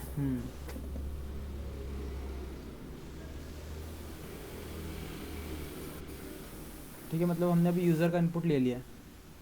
हाँ हमने अभी यूजर का इनपुट ले लिया है, हाँ लेकिन अब जो इनपुट है ना ये हमारा इनपुट वेरिएबल के अंदर है, हाँ ठीक है। तो हम इस इनपुट को अब पी चॉइस के अंदर डालेंगे। तो अब पी चॉइस तो हमारा कैरेक्टर है और इनपुट जो है वो एक स्ट्रिंग है। स्ट्रिंग है, हाँ देखो अब इसके अब मैंने होवर किया इसके ऊपर तो ये दिखा भी रहा है कि input is of type string. String और कैरेक्टर में फर्क क्या होता है? स्ट्रिंग और कैरेक्टर में फर्क यह है कि कैरेक्टर एक सिंगल कैरेक्टर होगा, जैसे कि सिर्फ कैरेक्टर Alphabet, सिर्फ single ए हो alphabet. सकता है या सिर्फ बी हो सकता है, और स्ट्रिंग है कलेक्शन ऑफ कैरेक्टर्स। अच्छा, ओके, सो अब मैं क्या करूंगी, अब जो भी मेरा इनपुट का फर्स्ट लेटर था उसको मैं पी चॉइस के अंदर डाल दूंगी। सॉरी, सो उसके लिए क्या करना है, P choice equals to input of 0। ये 0 इसका मतलब है कि इनपुट का जो फर्स्ट लेटर है, इनपुट जो भी अपनी स्ट्रिंग है उसका फर्स्ट लेटर, जैसे आर, उसके लिए मैं 0 लिखती हूँ। हाँ आर, अगर मुझे सेकंड लेटर डालना हुआ तो मैं यहाँ पे 1 लिखूंगी, थर्ड लेटर डालना हुआ तो 2 लिखूंगी, एंड सो ऑन।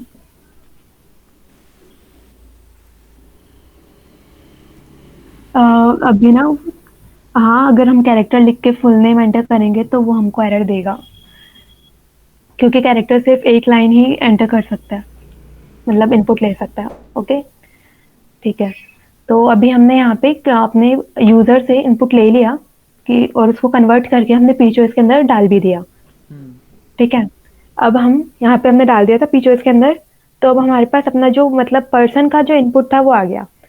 अब हम अपने करेक्ट मतलब जो कंप्यूटर है उसकी चॉइस लेंगे। कंप्यूटर चॉइस के लिए हम क्या करेंगे, एक फंक्शन बना रहे हैं। वो फंक्शन क्या कर रहा है, हम लोग को एक रैंडम चॉइस दे रहा है, आर मतलब रॉक पेपर या सीजर में से, ठीक है। तो उसके लिए मैंने रैंडम फंक्शन यूज किया है। ये रैंडम फंक्शन है, इसका सिंपलर वर्जन यहाँ पे बता रही हूँ मैं, ठीक है। तो मैंने एक मतलब फंक्शन है मेरा ये,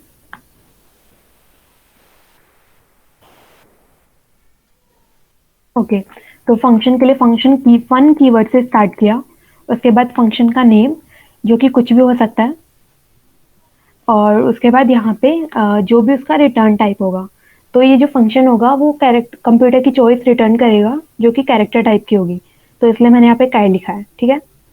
उसके बाद मैंने एक वेरिएबल डिफाइन किया जो कि एक रैंडम नंबर, उसका नाम है रैंडम नम, ओके। और फिर उसके अंदर मुझे एक चाहिए रैंडम नंबर चाहिए between 0 and 2, because our choices have, because हमारे पास 3 चॉइसेस हैं, तो वी कैन इधर गेट चॉइसेस ऑफ 0, मतलब चॉइसेस का 0th नंबर या फिर फर्स्ट या second, and this is a pre defined function. ये इसका मतलब ये है कि हमें 0 से लेकर 2 के बीच, मतलब 2 ये जो रेंज है 0 से 2, उसके अंदर से कोई भी रैंडम फंक्शन, मतलब एक रैंडम नंबर आके वो इस रैंडम नम में स्टोर हो जाएगा, और फिर हम उस रैंडम नंबर वाला इंडेक्स वो हम चॉइसेस के अंदर डाल रहे हैं, और फिर वो हमको रिटर्न करेगा। ये वाला पार्ट थोड़ा कम समझ में आ रहा है क्या?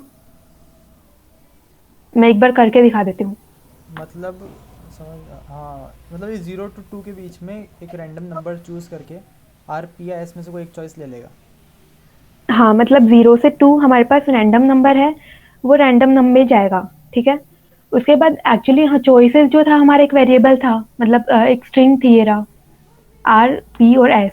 तो choices of 0 equals to R, choices of 1 equals to P and choices of S equals to 2। यहाँ मैंने लिख भी रखा है, ये रहा, choices of 0 equals to R. तो अगर इस फंक्शन ने मुझे 0 रिटर्न किया तो रैंडम नम की वैल्यू हो जाएगी 0, तो यहाँ पे है ना, यहाँ पे आ जाएगा 0, और यहाँ पे 0 का मतलब हुआ कि ये हमको आर रिटर्न कर रहा है। और अगर रैंडम फंक्शन ने यहाँ पे, मतलब इस फंक्शन ने हमें 0 नहीं 1 रिटर्न किया मान लो, तो फिर इस रैंडम नम के अंदर 1 स्टोर हो जाएगा, और फिर यहाँ पे रैंडम नम की जगह वैल्यू आएगी 1। इसका मतलब है चॉइसेस 1 रिटर्न हो रहा है, और चॉइसेस ऑफ 1 की वैल्यू है p। ये वाला पार्ट समझ आ रहा है?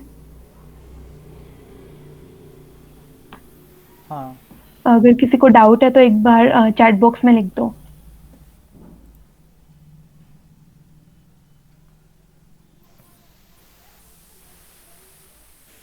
ओके, तो मैं इसको कोड के अंदर डाल देती हूँ।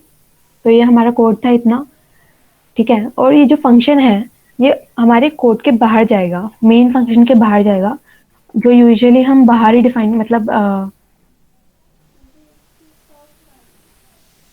1 सेकेंड।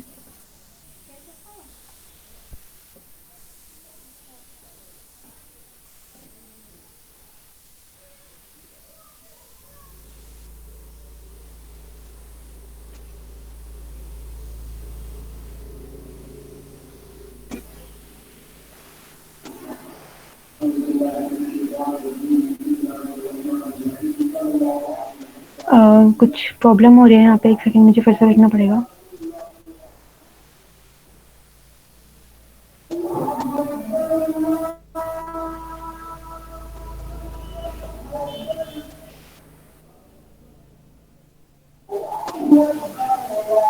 लगता है हमने चॉइसेस डिफाइन नहीं करी।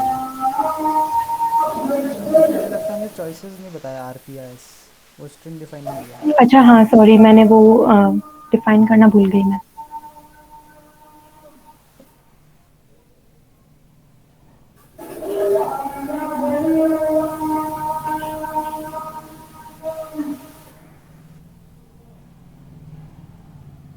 अभी भी एरर ही आ रही है, मैं इसको एक बार अंदर ही डाल देती हूँ तो पूरा। तो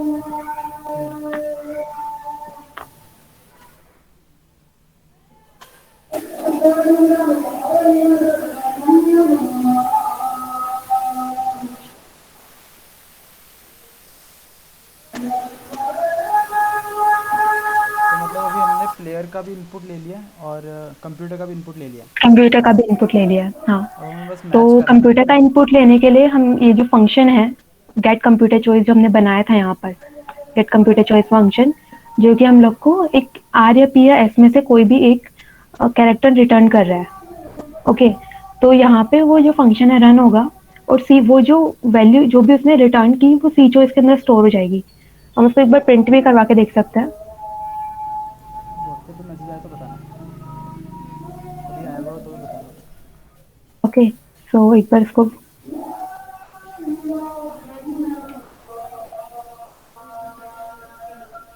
अभी यहाँ पे आर मतलब था कि मेरी जो चॉइस थी वो, और आर जो सेकंड आर है इसका मतलब है कि जो कंप्यूटर की चॉइस थी।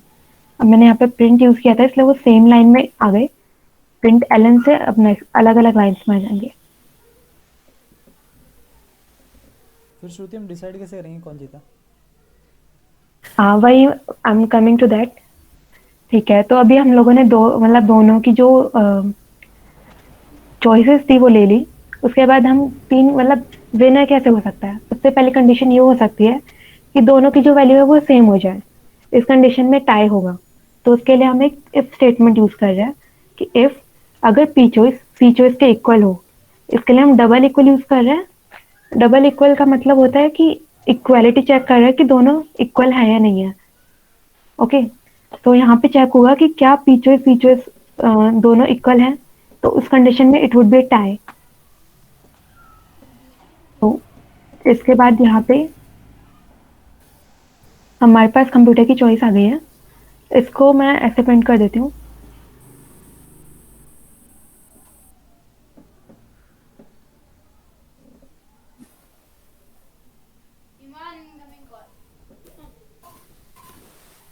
ओके, यहाँ पे हाँ, हाँ, एक सेकेंड। ओके, अगर पी चॉइस और सी चॉइस दोनों की वैल्यू सेम है तो यहाँ पे ये लिखा हुआ आ जाएगा कि टाई है। ओके, उसके बाद अगर टाई नहीं है तो या तो पी चॉइस जीतेगा या फिर कंप्यूटर जीतेगा। तो तीन पॉसिबल कंडीशंस हैं जिसके अंदर हमारा जो यूजर है वो जीतेगा। वो ये है कि अगर पी चॉइस का आर हो और सी चॉइस के पास एस हो, पी चॉइस के पास पी हो और सी चॉइस के पास आर हो, या फिर पी चॉइस के पास एस और सी चॉइस के पास पी हो। ठीक है, तो हम इन तीनों कंडीशंस को एक एल्स स्टेटमेंट के अंदर डाल रहे हैं। तो फर्स्ट कंडीशन थी हमारी ये, यहाँ से लेकर यहाँ तक कि पी चॉइस की वैल्यू आर हो एंड का मतलब है कि मतलब ये दोनों कंडीशन अगर साथ में ट्रू होती है तो। ठीक है, पी चॉइस के पास आर हो एंड सी चॉइस के पास एस हो, और इस ऑपरेटर का मतलब होता है कि और। अब मैंने यहाँ पे टोटल तीन कंडीशंस रखी हैं। एक तो P choice equals R and C choice equals S, या तो ये कंडीशन ट्रू हो या फिर P choice equals to P और C choice equals to R, या फिर ये कंडीशन ट्रू हो या फिर हमारी थर्ड वाली कंडीशन ट्रू हो। ओके, तो बीच में मतलब इन दोनों का ट्रू होना साथ में जरूरी है, इन दोनों का ट्रू होना साथ में जरूरी है, या अगर मतलब या तो ये चलेगा अगर ये फॉल्स है तो इस और ऑपरेटर का मतलब ये है कि इन दोनों में से एक ट्रू होनी चाहिए। ओके, तो अगर इन तीनों में से कोई भी कंडीशन ट्रू होती है तो इसके लिए हम प्रिंट कर देंगे कि हमारा जो यूजर है वो उसने जीत मतलब ये गेम जीत लिया। ये वो सारी कंडीशंस हैं जिनके अंदर हमारा यूजर जीतेगा। उसके लिए हम प्रिंट करेंगे यू विन। अब हमारे पास वो सारी कंडीशन हमने ले ली जिसके अंदर हमारा यूजर जीतेगा, वो कंडीशन भी ले ली जिसमें टाई होगा। तो अब जो भी कंडीशन बचेगी उसके अंदर कंप्यूटर ही जीतेगा। तो हम सिंपली एल्स स्टेटमेंट लिख रहे हैं, जिसका मतलब है कि बाकी ये इसके अंदर बाकी सारी बची हुई कंडीशन ये वाला लूप ये वाला जो ब्लॉक है उसको रन करेंगी। तो इसके अंदर हम लिख रहे हैं print computer wins. Okay, so let's play this game. Where it is asking for a choice, which is let's say we are entering paper. हमारी choice है paper and computer की choice है S. Wait, one second. ये शायद वो नहीं ले रहा फर्स्ट, मतलब 03 इंडेक्स नहीं ले रहा है। कहाँ पे? प्लेयर चॉइस हो रही है ना उसके अंदर एक्चुअली मैंने यहाँ पे वो प्रिंट एलन नहीं लगाया था तो वो सेम लाइन में प्रिंट हो गया। अच्छा अच्छा अच्छा।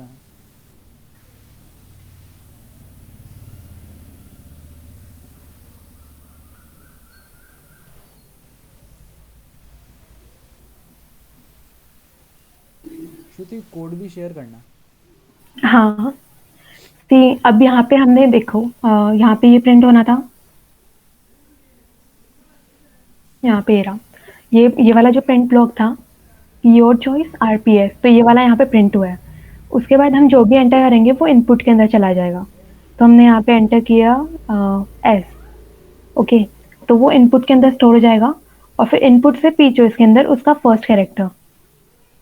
तो ये हमारी चॉइस थी वो P चॉइस के अंदर स्टोर हो गई। उसके बाद P चॉइस के अंदर गेट कंप्यूटर चॉइस से एक रैंडम वेरिएबल आया और वो स्टोर हो गया और फिर हमने उसको यहाँ पे प्रिंट करा दिया कंप्यूटर चॉइस की हेल्प से।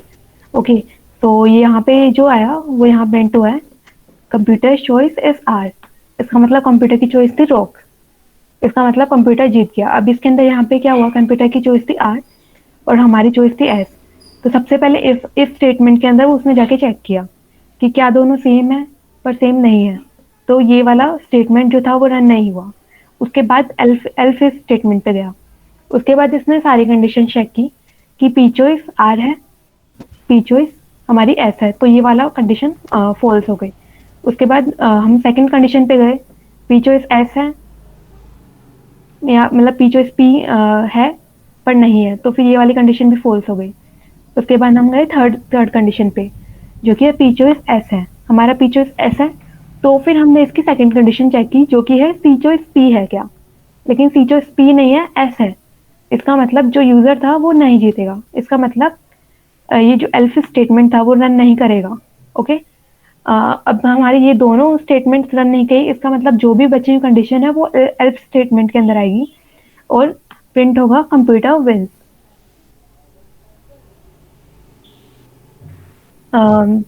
आई थिंक बस इतना ही है, किसी को कोई डाउट हो तो पूछ सकता है।